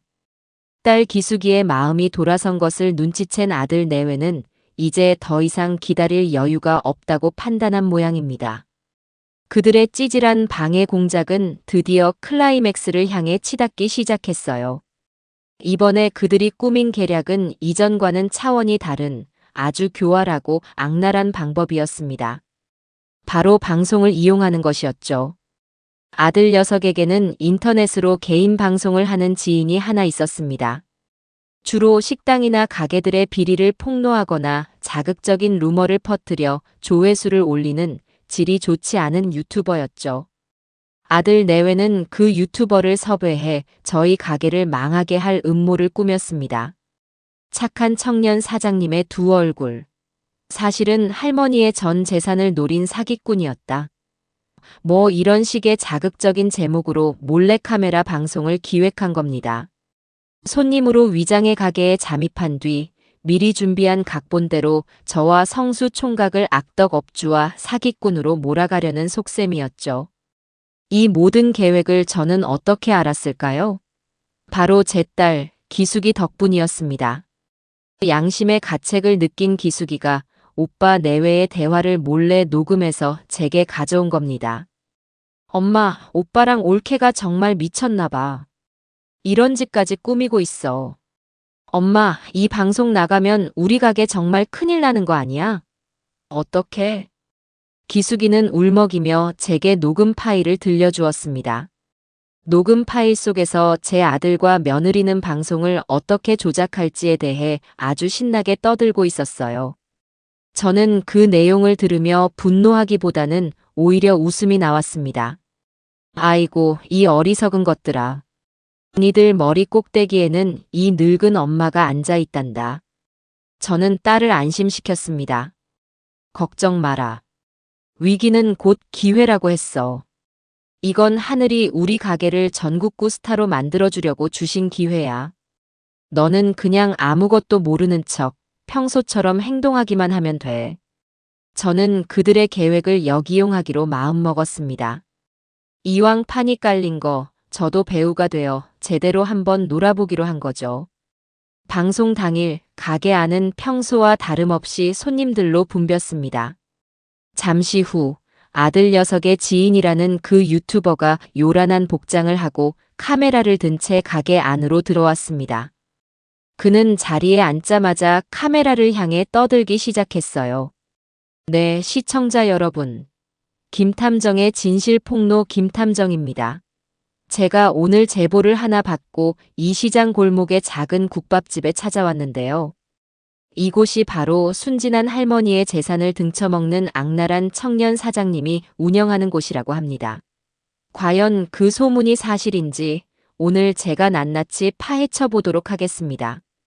그의 자극적인 멘트에 가게 안의 손님들이 술렁이기 시작했습니다. 저는 못 들은 척 주방에서 묵묵히 제 할 일만 하고 있었죠. 유튜버는 국밥을 주문하고는 음식을 나르는 성수 총각에게 일부러 시비를 걸기 시작했습니다.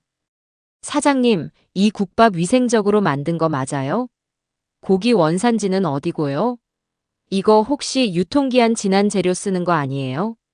말도 안 되는 트집을 잡으며 성수 총각을 몰아세웠습니다. 성수 총각은 제게 미리 언지를 받은 대로 당황한 표정으로 어버버하며 제대로 대답을 못하는 연기를 펼쳤죠. 그게 아니고요, 손님. 저희는 매일 신선한 재료만. 됐고. 주방에서 일하시는 할머니는 누구세요? 가족이세요? 혹시 저 할머니 월급은 제대로 주고 일 시키는 겁니까? 유튜버는 이제 타겟을 저로 돌렸습니다. 저는 기다렸다는 듯 슬픈 표정을 지으며 주방에서 나왔습니다. 그리고는 유튜버의 카메라를 향해 하소연하듯 말하기 시작했죠. 아이고 선생님. 그런 거 물어보지 마세요. 우리 착한 박 사장이 난처해집니다. 할머니 괜찮습니다. 진실을 말씀해 주세요. 저 사장님이 할머니를 착취하고 있는 겁니까? 저는 눈물을 글썽이며 제 아들 내외가 짜놓은 각본대로 완벽한 연기를 펼쳤습니다. 착취는요, 무슨. 다 내가 좋아서 하는 일인데요. 내가 이 나이에 어디 가서 돈을 벌겠어요.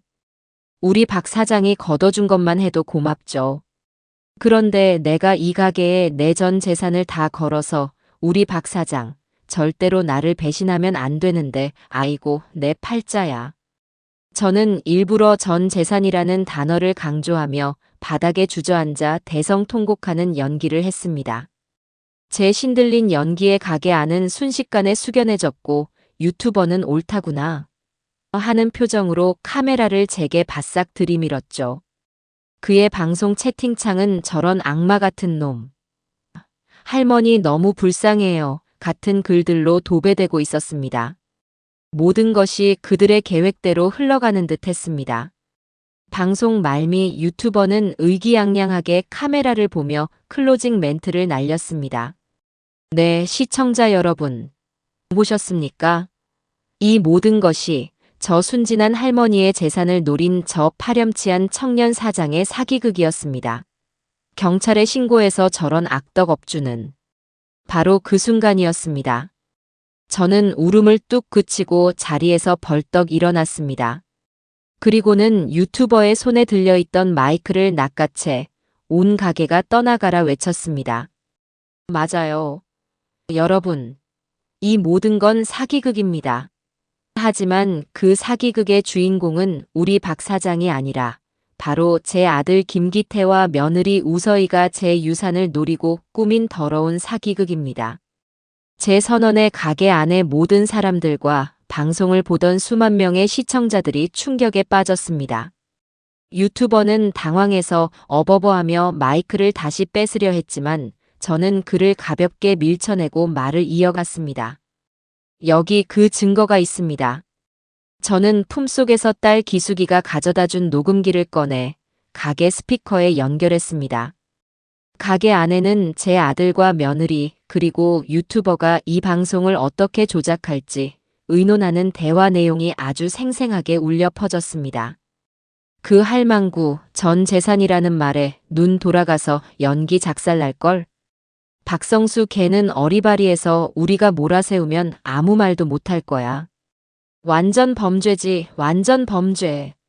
모든 진실이 밝혀지자 상황은 180도 역전되었습니다. 유튜버의 얼굴은 사색이 되었고 가게 안의 손님들은 분노의 차그를 향해 야유를 퍼부었습니다. 방송 채팅창은 그야말로 폭발 직전이었죠. 대박. 역대급 반전 드라마다. 아들이랑 며느리가 쓰레기네. 김탐정 저놈 채널 폐쇄시켜라. 할머니 연기 신들렸다. 연기 대상 드려야 함. 저는 마지막으로 카메라를 정면으로 응시하며 이 모든 상황을 집에서 지켜보고 있을 제 아들 내외에게 마지막 경고를 날렸습니다. 보고 있니 기태야 서희야. 이게 바로 너희가 그토록 원하던 유산의 진짜 맛이란다. 앞으로는 더 재미있는 일들이 많이 기다리고 있을 테니 채널 고정하고 딱 기다리고 있거라. 엄마의 투자는 이제부터 진짜 시작이니까. 그날 방송은 인터넷을 발칵 뒤집어 놓았습니다. 저희 가게는 하루아침에 전국구 스타 맛집이 되었고 제 아들 내외와 그 유튜버는 온 세상 사람들의 손가락질을 받는 신세가 되었죠. 찌질했던 그들의 방해 공작은 결국 저에게 최고의 홍보 효과만 안겨준 채 처참한 실패로 막을 내렸습니다. 호호. 꼴 좋다 이 녀석들아. 그야말로 난리가 났습니다. 제가 마이크를 잡고 아들 녀석의 음모를 폭로한 그 방송 영상은 할머니의 반격이라는 제목으로 온갖 인터넷 사이트에 퍼져나갔어요. 하루 이틀 만에 제 얼굴을 모르는 대한민국 국민이 없을 정도였죠. 저희 가게 앞은 이전보다 10배는 더 긴 줄이 늘어섰고 방송국에서는 인터뷰 요청이 쇄도했습니다. 저는 하루아침에 사이다 할머니, 국밥집 여장부 같은 근사한 별명들을 얻게 되었답니다. 하지만 모든 사람이 박수를 쳐준 것은 아니었죠. 이 통쾌한 역전극의 진짜 주인공, 바로 제 아들 김기태와 며느리 우서희는 지금쯤 어떤 표정을 짓고 있을까요? 저는 뜨끈한 국밥을 손님상에 내가면서도 그 녀석들이 받을 죗값을 생각하니 절로 웃음이 나왔습니다. 아이고 꼴 좋다 이 녀석들아. 너희가 판 무덤에 너희가 직접 들어간 기분이 어떻더냐. 그 시각 아들 녀석의 집에서는 그야말로 전쟁이 벌어지고 있었습니다. 나중에 딸 기숙이에게 전해 들어서 알게 된 사실이죠.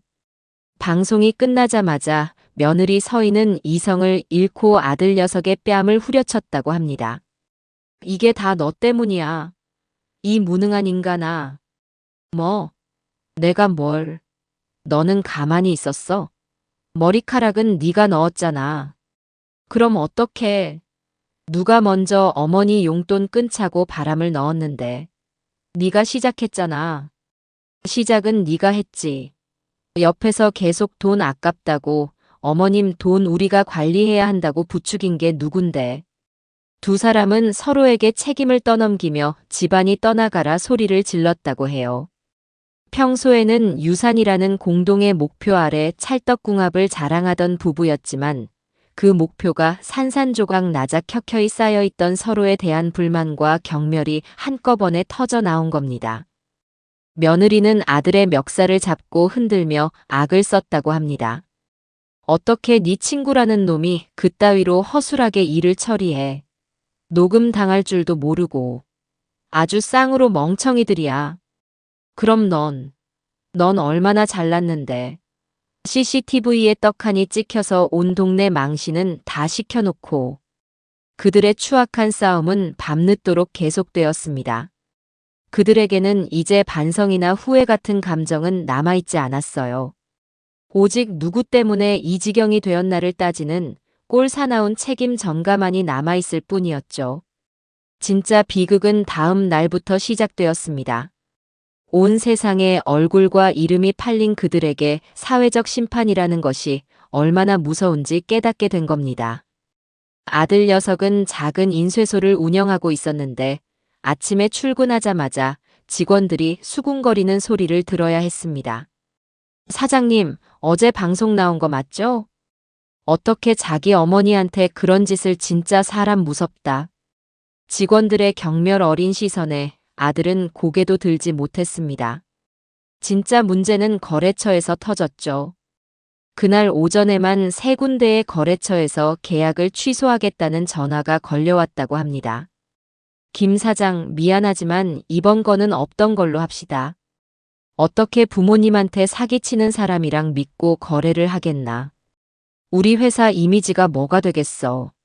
아들 녀석은 전화기에 대고 아닙니다. 오해입니다. 라고 소리쳤지만 아무도 그의 말을 믿어주지 않았습니다. 수십 년간 쌓아온 신뢰가 단 하루 만에 무너져 내린 겁니다. 며느리 서희의 상황은 더 심각했습니다. 그녀는 동네에서 작은 필라테스 센터를 운영하고 있었는데 그날따라 예약 취소 전화가 빗발쳤다고 해요. 그녀가 가장 공들여 관리하던 강남 사모님 회원들에게서는 아예 단체로 문자가 왔다고 합니다. 우서희 씨, 우리 이제 당신 센터 못 다닐 것 같네요. 어떻게 그런 끔찍한 일을 저지르고 아무렇지 않게 남들 몸을 가르칩니까? 소름 끼쳐서 운동 못하겠어요. 그녀는 충격에 빠져 평소 친하게 지내던 동네 친구들에게 전화를 걸어 하소연하려 했지만 친구들은 약속이라도 한 듯 전화를 받지 않았습니다. 그녀는 하루아침에 동네에서 가장 유명한 불효녀이자 사기꾼으로 낙인 찍혀 완벽하게 고립되고 만 겁니다. 그들이 그렇게 지옥 같은 하루를 보내고 있을 때 저희 가게는 천국이 따로 없었습니다. 손님들은 제게 응원의 메시지를 보내기 바빴고 어떤 손님은 제 손을 꼭 잡고 어르신 정말 잘하셨어요. 속이 다 시원합니다. 라며 눈물까지 글썽이더군요. 그 와중에 성수 총각은 묵묵히 제 몫을 다하고 있었습니다. 갑자기 늘어난 손님의 정신이 없을 법도 한데 그는 조금도 흐트러지지 않았어요.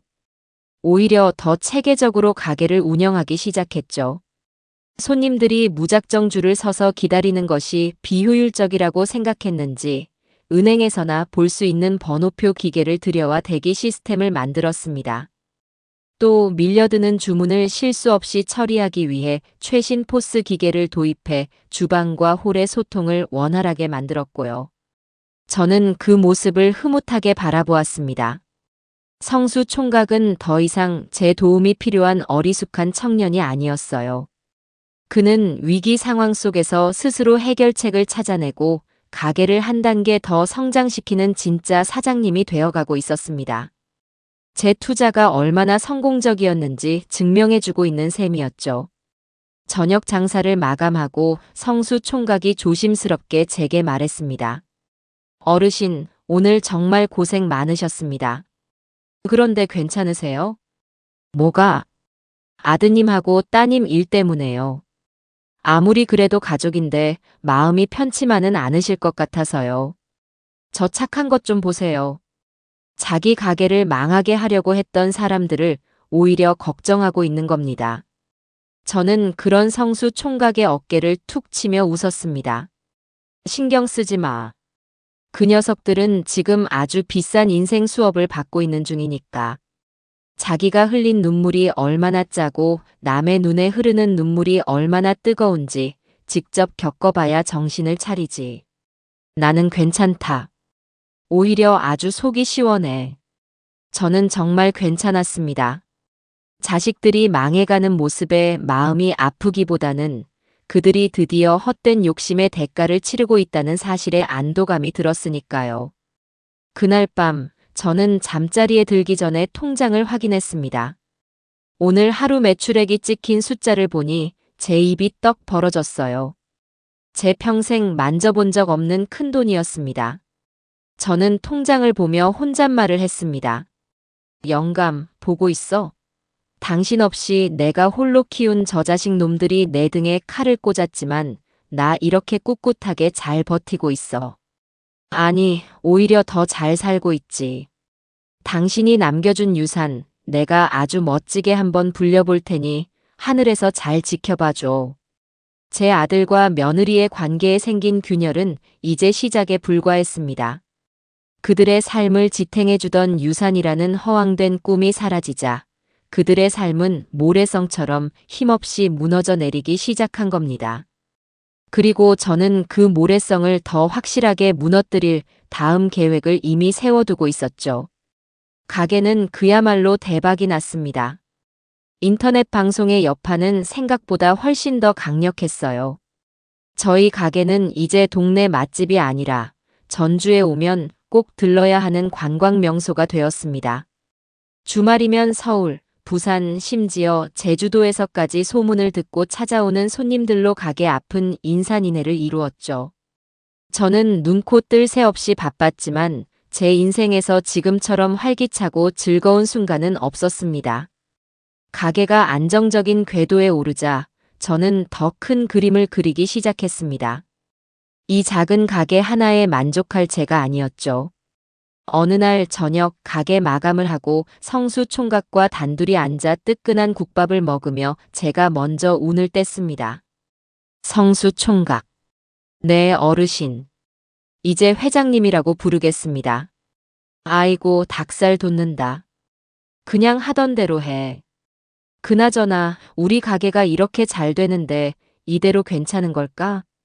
제 뜬금없는 질문에 성수 총각은 의아한 표정을 지었습니다. 네. 잘 되는데 뭐가 문제라도 있으세요? 문제는 없지. 근데 말이야, 이 맛있는 국밥을 우리만 먹고 있는 게 좀 아깝지 않아? 서울 사람도 부산 사람도 자기 동네에서 우리 국밥을 먹을 수 있으면 얼마나 좋겠어. 그제야 성수 총각은 제 말의 의미를 알아차리고 눈을 반짝였습니다. 어르신, 혹시 프랜차이즈 사업을 생각하고 계신 거예요? 그래. 바로 그거야. 성순의 국밥을 전국 어디서나 맛볼 수 있는 대한민국 대표 국밥 브랜드로 한번 만들어 보는 거야. 어때? 생각만 해도 가슴 뛰지 않아? 제 야심찬 계획에 성수 총각은 입을 다물지 못했습니다. 그는 잠시 흥분한 듯 보였지만 이내 현실적인 고민을 털어놓았죠. 정말 멋진 생각입니다, 어르신. 하지만 프랜차이즈 사업은 돈이 정말 많이 들 텐데요. 지금 우리가 가진 돈으로는 어림도 없을 겁니다. 공장도 지어야 하고 물류 시스템도 갖춰야 하고요. 돈 걱정은 내가 알아서 해. 총각은 어떻게 하면 우리 국밥의 맛을 전국 모든 지점에서 똑같이 유지할 수 있을지 그 시스템을 만드는 데만 집중해. 우리 둘이 힘을 합치면 못할 게 뭐가 있겠어. 저는 성수 총각을 사장이 아닌 저의 든든한 사업 파트너로 대우하며 함께 미래를 그리기 시작했습니다. 그날 이후 저희는 밤낮으로 머리를 맞대고 사업 계획을 세웠습니다. 성수 총각은 젊은 사람답게 인터넷으로 온갖 자료를 찾아보고 유명 프랜차이즈 본사들을 직접 찾아가 자문을 구하기도 했습니다. 저는 제 평생의 장사 경험을 바탕으로 현실적인 조언을 아끼지 않았죠. 하지만 성수 총각의 말대로 가장 큰 문제는 역시 돈이었습니다. 프랜차이즈 사업을 시작하기 위한 초기 자본은 저희가 생각했던 것보다 훨씬 더 큰 금액이었어요. 가게를 확장하고 남은 돈과 그동안 벌어들인 수익을 모두 합쳐도 턱없이 부족했죠. 며칠을 고민하던 저는 마침내 마지막 결단을 내렸습니다. 제 인생의 마지막 보루이자 제 자식 놈들이 그토록 탐내던 바로 그것을 처분하기로 마음먹은 겁니다. 다음 날 저는 성수 총각에게 가게를 잠시 맡기고 홀로 서울로 향했습니다. 제 목적지는 강남의 한 부동산 중개소였어요. 어서 오세요, 사모님. 어떤 집을 찾으세요? 아니, 집을 팔려고요.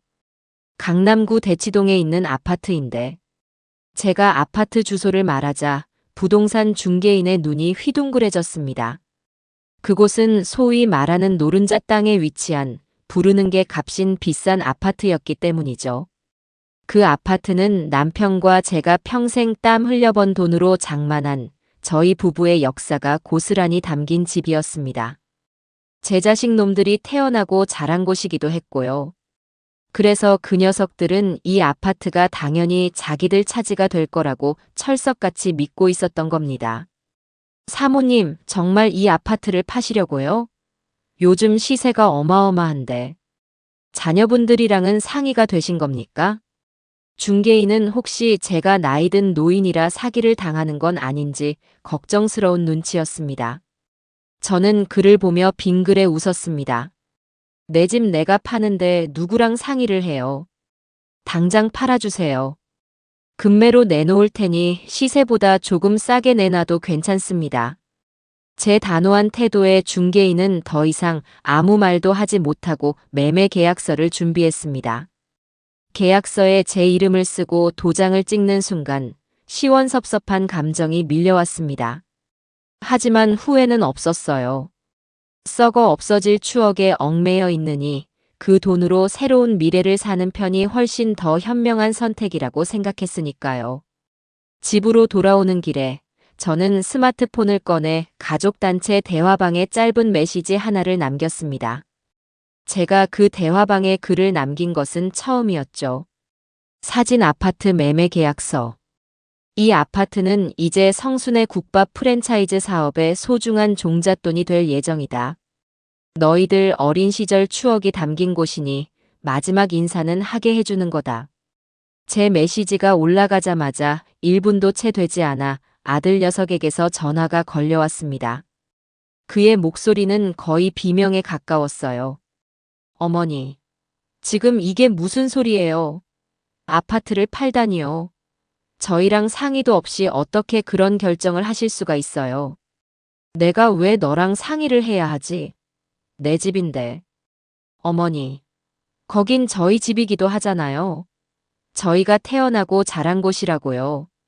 어떻게 저희한테 이럴 수가 있으세요? 그 녀석은 추억을 운운했지만 그 목소리 끝에는 수십억짜리 자산이 날아갔다는 절망감이 묻어 있었습니다.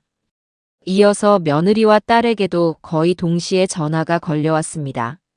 저는 그 모든 전화를 받지 않고 전원을 꺼버렸습니다. 그날 밤이었어요. 마감 시간이 훌쩍 지나 텅 빈 가게를 정리하고 있는데 밖에서 누군가 미친 듯이 가게 셔터를 두드리는 소리가 들렸습니다.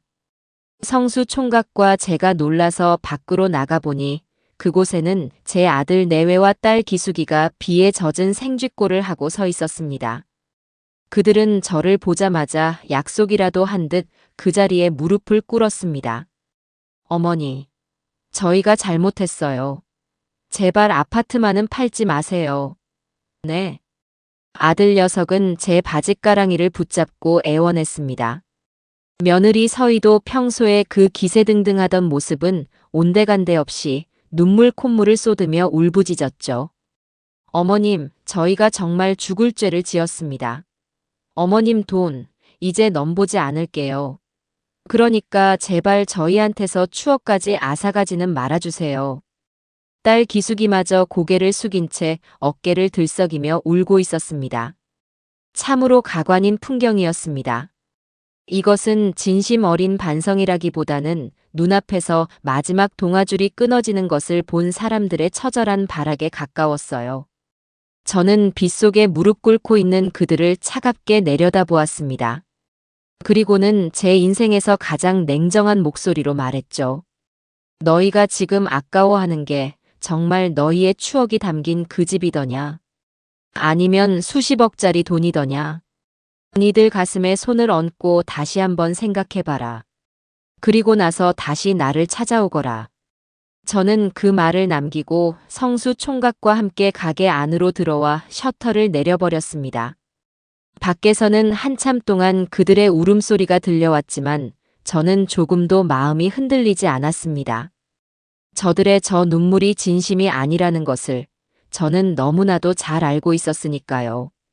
아파트 매각 소식에 자식들이 보인 반응은 제 예상과 한치의 오차도 없었습니다. 그들은 제게 진심으로 용서를 구하기보다는 어떻게든 제 마음을 돌려 아파트 매매 계약을 무르게 할 생각뿐이었죠. 하지만 이미 엎질러진 물이었습니다. 계약은 일사천리로 진행되었고 며칠 뒤 제 통장에는 평생 구경도 못 해볼 어마어마한 액수의 돈이 찍혔습니다. 저는 그 돈으로 가장 먼저 주식회사 연정 F&B라는 이름으로 법인을 설립했습니다. 그리고 주주총회라고 해봤자 저와 성수 총각 단둘이었지만 어쨌든 그 자리에서 성수 총각을 전문 경영인, 즉 대표 이사 자리에 공식적으로 앉혔습니다. 이제 성순의 국밥은 더 이상 시장 골목의 작은 식당이 아니라 어엿한 시스템을 갖춘 기업이 된 겁니다. 그리고 저는 마지막으로 자식들을 제 새로운 사무실, 아니, 아직은 간판도 없는 텅 빈 사무실로 불렀습니다. 그들은 마지막 지푸라기라도 잡는 심정으로 한달음에 달려왔죠. 아마 제가 마음이 약해져서 돈이라도 조금 떼어줄 거라고 기대했는지도 모릅니다. 하지만 그들을 기다리고 있는 것은 돈 봉투가 아니라 차가운 현실이었습니다.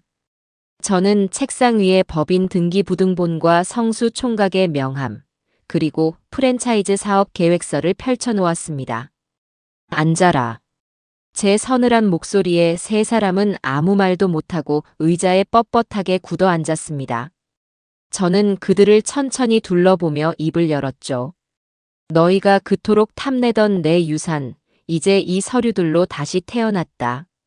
너희가 태어나고 자란 그 아파트는 이제 우리 회사의 든든한 자본금이 되었고 나는 이 회사의 대주주이자 회장, 그리고 여기 박성수 군은 우리 회사를 이끌어갈 대표 이사가 되었지.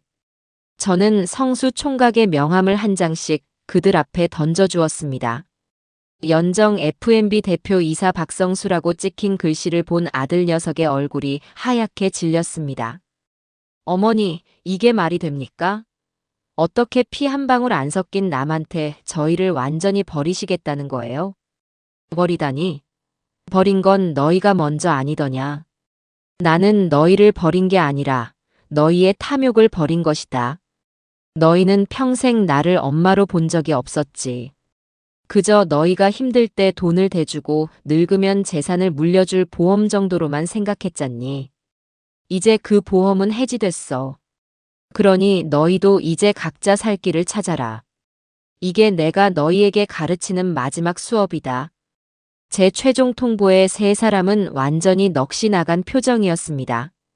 이제 더 이상 매달릴 것도 기대할 것도 없다는 것을 깨달은 것이죠.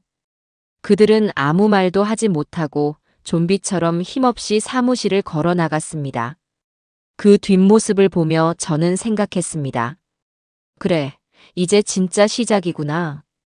둥지를 떠난 아기 새처럼 스스로 나는 법을 배우지 못하면 저 녀석들은 결국 땅으로 떨어지고 말 것이다. 제 예상은 틀리지 않았습니다. 모든 희망을 잃은 자식들의 삶은 걷잡을 수 없이 무너지기 시작했습니다. 아들 기태의 인쇄소는 거래처가 모두 끊기면서 결국 헐값에 정리할 수밖에 없게 되었습니다. 평생 사장 소리만 듣고 살던 녀석이 하루아침에 백수가 된 겁니다. 경제적 능력을 잃은 남편에게 며느리 서인은 더 이상 미련을 두지 않았습니다. 그녀는 아들에게 이혼 서류를 내밀며 말했습니다. 나 더 이상 너 같은 무능력한 남자랑은 못 살아. 위자료는 네 어머니한테 가서 받아내든지 마음대로 해. 그렇게 두 사람은 허무하게 갈라섰습니다. 딸 기숙이의 집도 상황은 마찬가지였습니다. 남편의 주식 투자가 실패로 돌아가면서 집안 형편이 어려워졌고 돈 문제로 인한 부부싸움이 잦아졌다고 해요.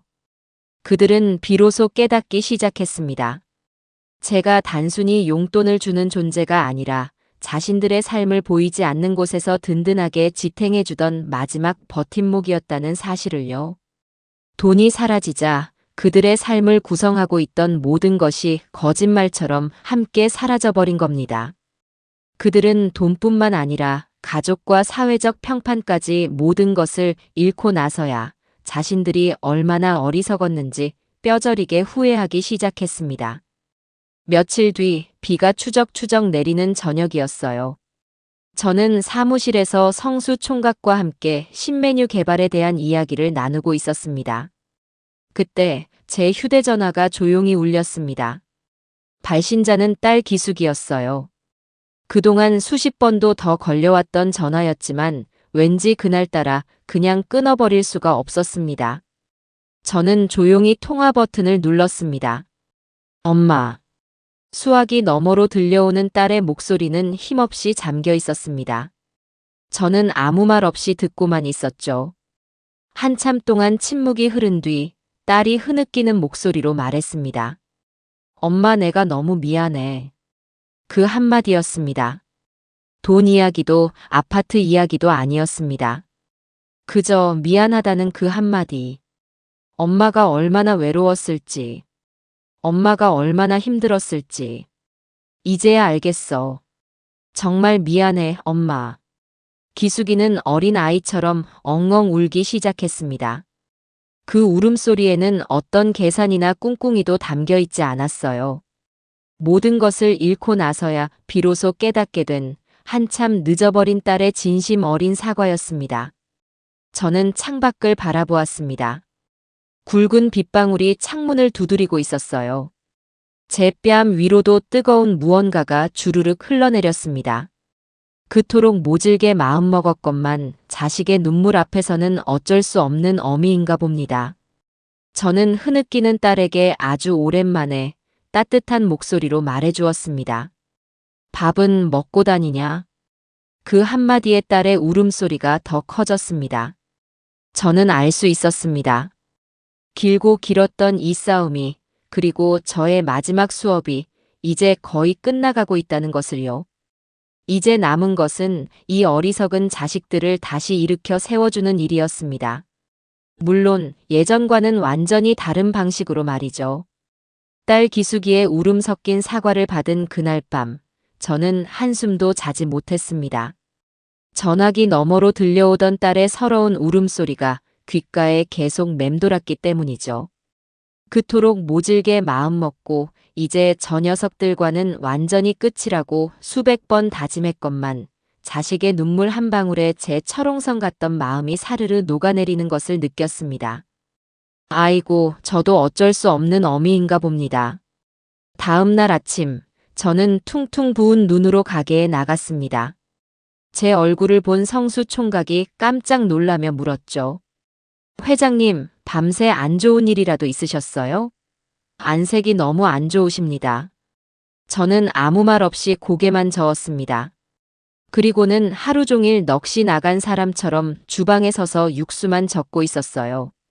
제 마음속에서는 천불이 일었다가 또 차가운 얼음물이 흘렀다가 아주 난리도 아니었습니다.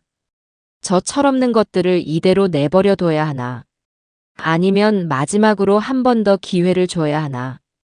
평생을 해도 정답을 찾을 수 없는 문제 앞에서 저는 속수무책이었습니다. 점심 장사가 끝나고 성수 총각이 뜨끈한 국밥 한 그릇을 제 앞에 조용히 내려놓았습니다. 회장님, 식사부터 하세요. 뭐든 속이 든든해야 좋은 생각도 나는 법입니다. 저는 마지못해 숟가락을 들었습니다. 뜨끈한 국물이 목구멍으로 넘어가는 순간 왈칵 눈물이 쏟아질 것 같아 입술을 꽉 깨물었죠. 그런 저를 가만히 지켜보던 성수 총각이 조심스럽게 입을 열었습니다. 회장님, 제가 혹시 주제 넘은 말씀을 드려도 되겠습니까? 뭔데 그러냐? 말해봐. 저희가 곧 프랜차이즈 1호점을 열지 않습니까? 그런데 새 지점을 열려면 믿고 맡길 만한 사람이 필요합니다. 아무리 시스템이 좋아도 결국 가게를 운영하는 건 사람의 마음이니까요. 저는 그가 무슨 말을 하려는지 짐작이 갔지만 묵묵히 다음 말을 기다렸습니다. 어제 따님께서 가게 근처에서 한참을 서성이다 가시는 걸 봤습니다. 몰골이 말이 아니시더군요. 그리고 사실 며칠 전에는 기태 형님께서도 멀리서 가게만 쳐다보고 가시는 걸 봤습니다. 성수 총각은 잠시 말을 고르더니 아주 어려운 이야기를 꺼냈습니다. 회장님께서 어떤 심정이신지 제가 감히 다 헤아릴 수는 없습니다. 저한테는 평생 갚아도 모자랄 은인이신 회장님의 마음에 상처를 낸 사람들이니까요. 하지만 그래도 가족이지 않습니까? 망가진 자식들 때문에 평생 마음에 짐을 지고 사실 바에야 차라리 회장님 눈앞에 두고 사람을 한번 만들어 보시는 건 어떻겠습니까? 그의 말은 제 가슴을 후벼 파는 것 같았습니다. 새로 여는 직영점에 점장이나 직원이 필요합니다. 물론 아무나 앉힐 수는 없겠죠. 하지만 바닥부터 시작할 기회라도 한번 주시는 건 어떨까 싶어서요. 저를 믿고 이 가게를 맡겨주셨듯이 회장님의 자제분들도 한번 믿고 기회를 주시는 겁니다. 물론 제 밑에서 아주 혹독하게 일을 배워야 한다는 조건으로요. 성수 총각의 제안은 정말 뜻밖이었습니다. 자기 가게를 망하게 하려 했던 원수 같은 사람들에게 일자리를 주자니요. 보통 사람이라면 상상도 못할 일이죠. 하지만 저는 그의 눈빛에서 어떤 사심도 읽을 수 없었습니다. 그는 진심으로 저를 위하고 더 나아가 망가져버린 제 가족까지 걱정하고 있었던 겁니다. 저는 이 착하고 속 깊은 청년을 어떻게 이 세상에 태어났을까 하는 생각에 가슴이 벅차올랐습니다. 저는 한참 동안 아무 말도 하지 못했습니다. 그리고는 조용히 고개를 끄덕였죠. 다음 날 저는 제 자식들에게 주식회사 연정 F&B 인사 채용 공고라는 제목으로 문자를 보냈습니다. 내용은 간단했죠. 내일 오전 10시 사무실에서 면접. 5분 이상 늦을 시 자동 탈락. 다음 날 오전 9시 50분 사무실 문을 열자 그곳에는 제 아들 기태와 며느리 서희 그리고 딸 기숙이가 마치 죄인처럼 고개를 푹 숙인 채 서 있었습니다. 며칠 사이에 얼마나 고생을 했는지 세 사람 모두 얼굴이 반쪽이 되어 있었고 행색도 말이 아니었죠. 특히 며느리 서희는 평소에 그 화려하던 모습은 온데간데 없이 수수한 옷차림에 화장기 없는 얼굴이었습니다.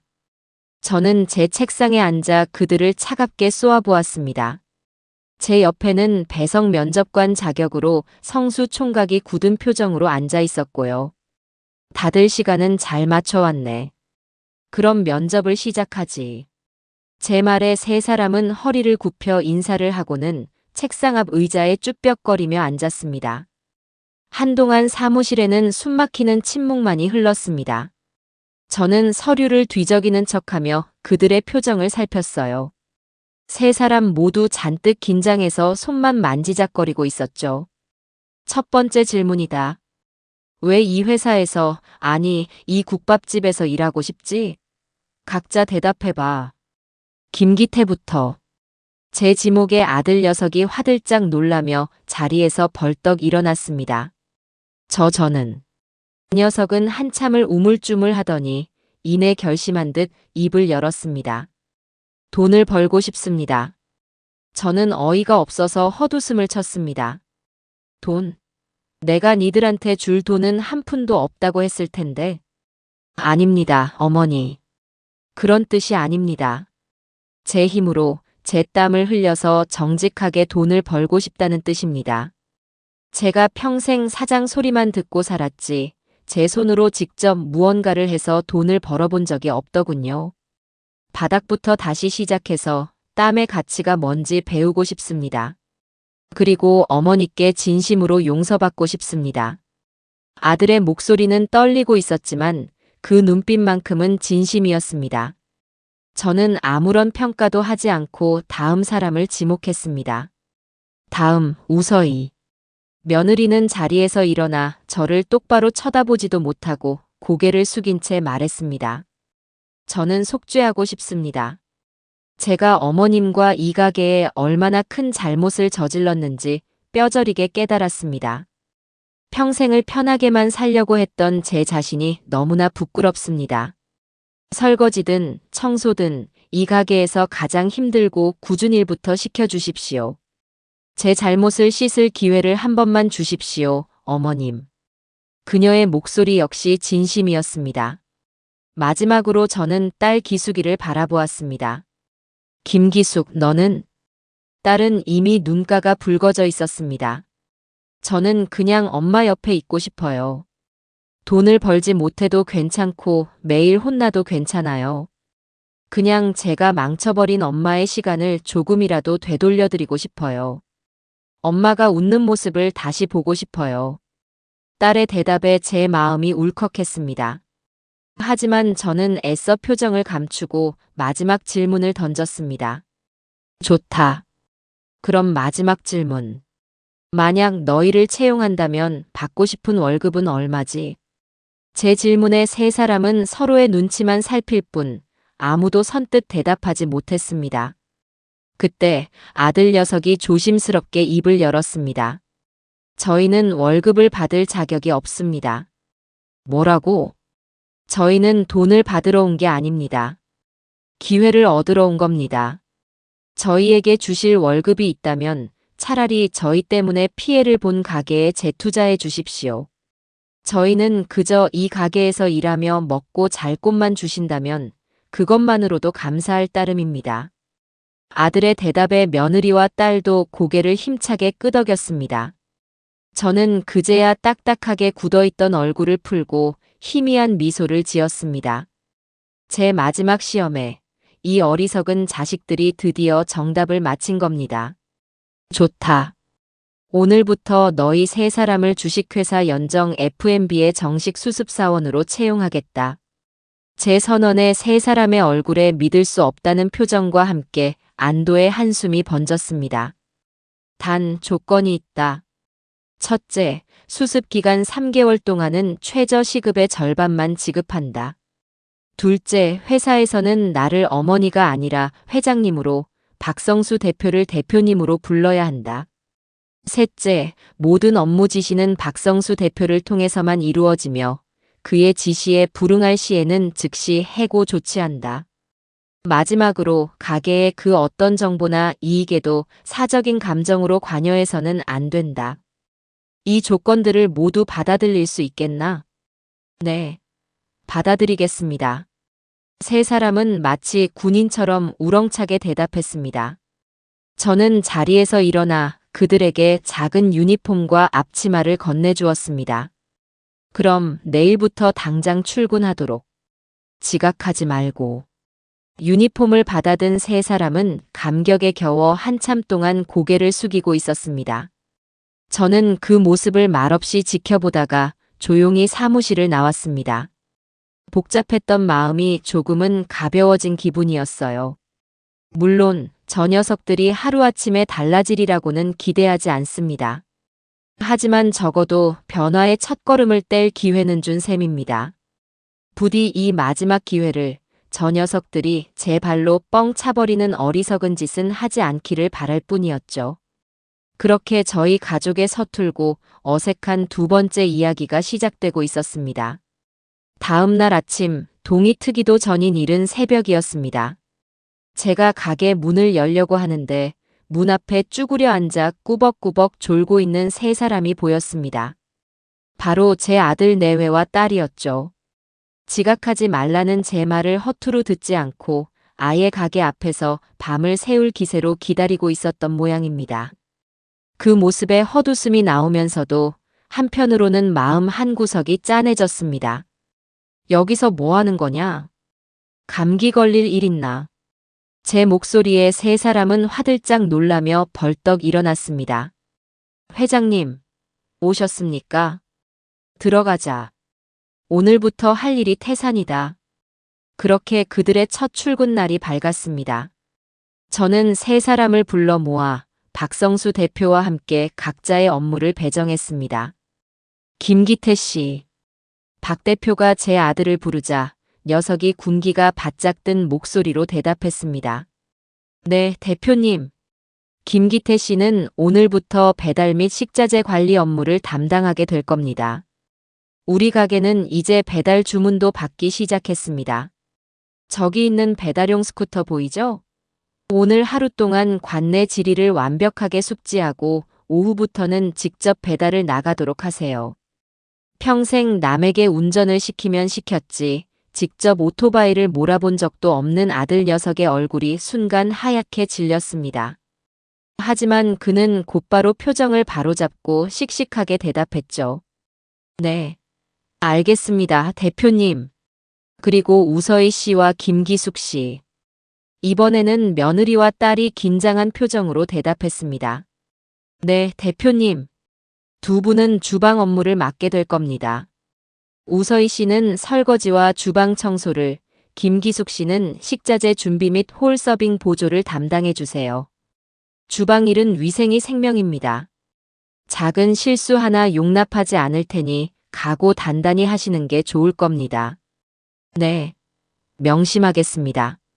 그렇게 세 사람은 각자 자신의 일터로 흩어졌습니다.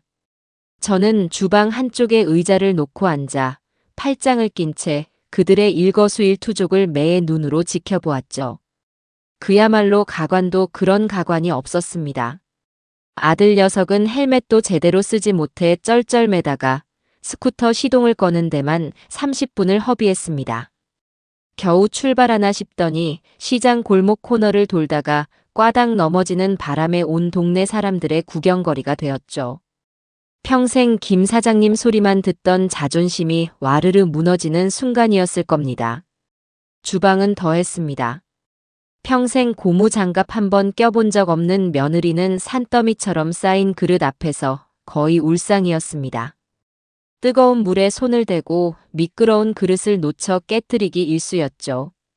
제가 아끼는 사기 그릇이 박살 났을 때는 정말 뒷목을 잡을 뻔했습니다. 하지만 저는 아무 말도 하지 않았어요. 박 대표가 깨진 그릇값을 월급에서 제하겠다고 차갑게 말했을 뿐이죠.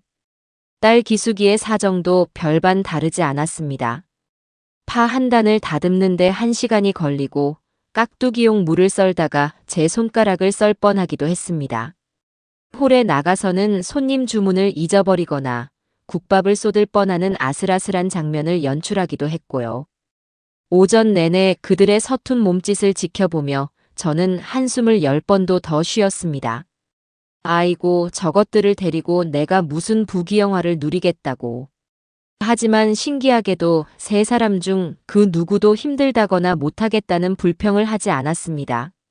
실수를 하면 서로를 탓하는 대신 죄송합니다를 연발했고 넘어져도 다시 일어나고 그릇을 깨면 묵묵히 쓸어 담았습니다. 그들의 눈에는 이전에는 볼 수 없었던 간절함이라는 것이 담겨 있었어요. 점심 장사가 끝나고 세 사람은 파김치가 되어 주방 구석에 주저앉았습니다. 온몸이 땀으로 흠뻑 젖어 있었고 얼굴은 지쳐서 말이 아니었죠. 그때 박 대표가 그들에게 차가운 물 한 잔씩을 건넸습니다. 첫날이라 힘들 겁니다. 하지만 내일은 더 힘들 거고 모레는 더더욱 힘들 겁니다. 버티지 못할 것 같으면 지금이라도 그만두십시오. 어설픈 동정심으로 받아줄 생각은 추호도 없으니까요. 박 대표의 냉정한 말에 세 사람은 오히려 정신이 번쩍 드는 듯 벌떡 일어나 남은 오후 일을 준비하기 시작했습니다. 그 모습을 보니 제가 박 대표에게 이 모든 것을 맡기길 참 잘했다는 생각이 들더군요. 제가 나섰다면 분명 엄마의 마음이 튀어나와 저렇게 모질게 대하지는 못했을 테니까요. 시간은 속절없이 흘렀습니다. 하루, 이틀, 일주일, 그리고 한 달. 세 사람은 놀랍게도 그 혹독한 시간을 묵묵히 버텨냈습니다. 아들은 이제 지도 앱 없이도 동네 구석구석을 누비는 베테랑 배달원이 되었고, 며느리의 설거지 속도는 전문 주방 이모님 못지않게 빨라졌습니다. 딸은 가게의 모든 메뉴를 완벽하게 외우고 손님들의 취향까지 기억하는 센스 있는 직원으로 성장했죠. 그리고 드디어 첫 월급날이 되었습니다. 박 대표는 약속대로 최저 시급의 절반을 계산해 세 사람에게 각각 얇은 월급 봉투를 건넸습니다. 그들의 손에 쥐어진 돈은 그들이 평소 쓰던 용돈의 몇 분의 1도 안 되는 아주 적은 금액이었죠. 그런데 믿을 수 없는 일이 벌어졌습니다. 아들 녀석이 그 얇은 봉투를 받아들고는 갑자기 왈칵 눈물을 쏟아낸 겁니다. 대표님 감사합니다. 정말 감사합니다. 그 모습을 시작으로 며느리와 딸까지 세 사람은 월급 봉투를 부둥켜 안고 어린 아이처럼 엉엉 울기 시작했습니다. 그 눈물은 서러움의 눈물이 아니었어요. 자신의 힘으로 정직한 땀을 흘려 돈을 벌었다는 감격과 벅참의 눈물이었습니다. 저는 그 모습을 주방 한쪽에서 몰래 지켜보며 저도 모르게 눈시울을 붉혔습니다. 그래, 이제야 조금 사람다워지는구나, 이 녀석들아. 그날 저녁 퇴근 준비를 하고 있는 제게 세 사람이 수줍게 다가왔습니다. 그리고는 제 손에 작은 쇼핑백 하나를 쥐어주더군요. 어머니 아니 회장님. 저희가 첫 월급 기념으로 작은 선물을 준비했습니다. 쇼핑백 안에는 따뜻한 내복 한 벌이 들어 있었습니다. 시장에서 파는 아주 평범하고 저렴한 내복이었죠. 하지만 제게는 이 세상 그 어떤 명품 선물보다도 값지고 소중하게 느껴졌습니다. 이런 걸 뭐하러 샀냐? 니들 쓰기도 부족했을 텐데.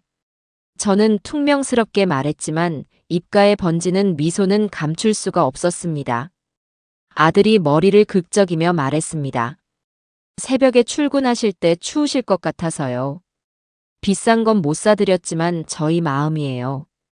고맙다. 잘 입을게. 그 짧은 대화 속에 저희 가족의 길고 길었던 갈등이 눈 녹듯 스르르 녹아내리고 있었습니다. 돈이 오가는 관계가 아니라 마음이 오가는 관계. 저희는 아주 서툴고 느린 속도로 진짜 가족이 되는 법을 다시 배워가고 있었습니다. 그날 밤 저는 자식들이 사준 내복을 입고 잠이 들었습니다. 제 평생 잠들었던 밤 중에 가장 따뜻하고 편안한 밤이었습니다. 시간이 흘러 어느덧 1년이라는 세월이 지났습니다. 강산도 변한다는 10년의 10분의 1밖에 안 되는 시간이지만 저희 가게에는 정말 많은 변화가 있었습니다. 주식회사 연정 F&B는 시장 골목의 작은 식당에서 시작해 이제는 전국에 10개의 직영점을 둔 건실한 프랜차이즈 기업으로 성장했습니다. 성순의 국밥은 대한민국 사람들이 가장 사랑하는 국밥 브랜드 중 하나가 되었죠. 그리고 그 변화의 중심에는 놀랍게도 제 아들 내외와 딸이 있었습니다. 1년 전 설거지 하나 제대로 못하고 배달 오토바이 앞에서 쩔쩔매던 그 어리숙한 모습은 이제 어디에서도 찾아볼 수 없었어요. 아들 기태는 1년 동안 단 하루도 지각이나 결근을 하지 않는 가장 성실한 직원이 되었습니다. 그는 단순히 배달만 하는 것에 그치지 않고 효율적인 배달 동선을 짜고 식자재 재고를 관리하는 시스템을 직접 개발해 회사의 물류 비용을 획기적으로 절감시켰습니다. 평생 사장으로 살아온 경험이 이런 곳에서 빛을 발할 줄은 저도 미처 몰랐죠. 며느리 서희는 주방의 군기 반장이 되었습니다. 그녀는 설거지와 청소뿐만 아니라 저의 레시피를 완벽하게 익혀 모든 직영점의 맛을 표준화하는 조리 교육 팀장의 역할을 훌륭하게 해냈습니다. 그녀의 꼼꼼하고 완벽주의적인 성격이 가게의 위생과 맛을 지키는데 큰 공을 세운 겁니다. 딸 기숙이는 회사의 얼굴이 되었습니다. 그녀는 서빙 경험을 바탕으로 고객 서비스 CS 매뉴얼을 만들고 신입 직원들을 교육하는 서비스 총괄 매니저가 되었습니다. 그녀의 따뜻하고 친절한 미소는 성순의 국밥의 트레이드마크가 되었죠. 저는 더 이상 그들의 일에 사사건건 간섭하지 않았습니다.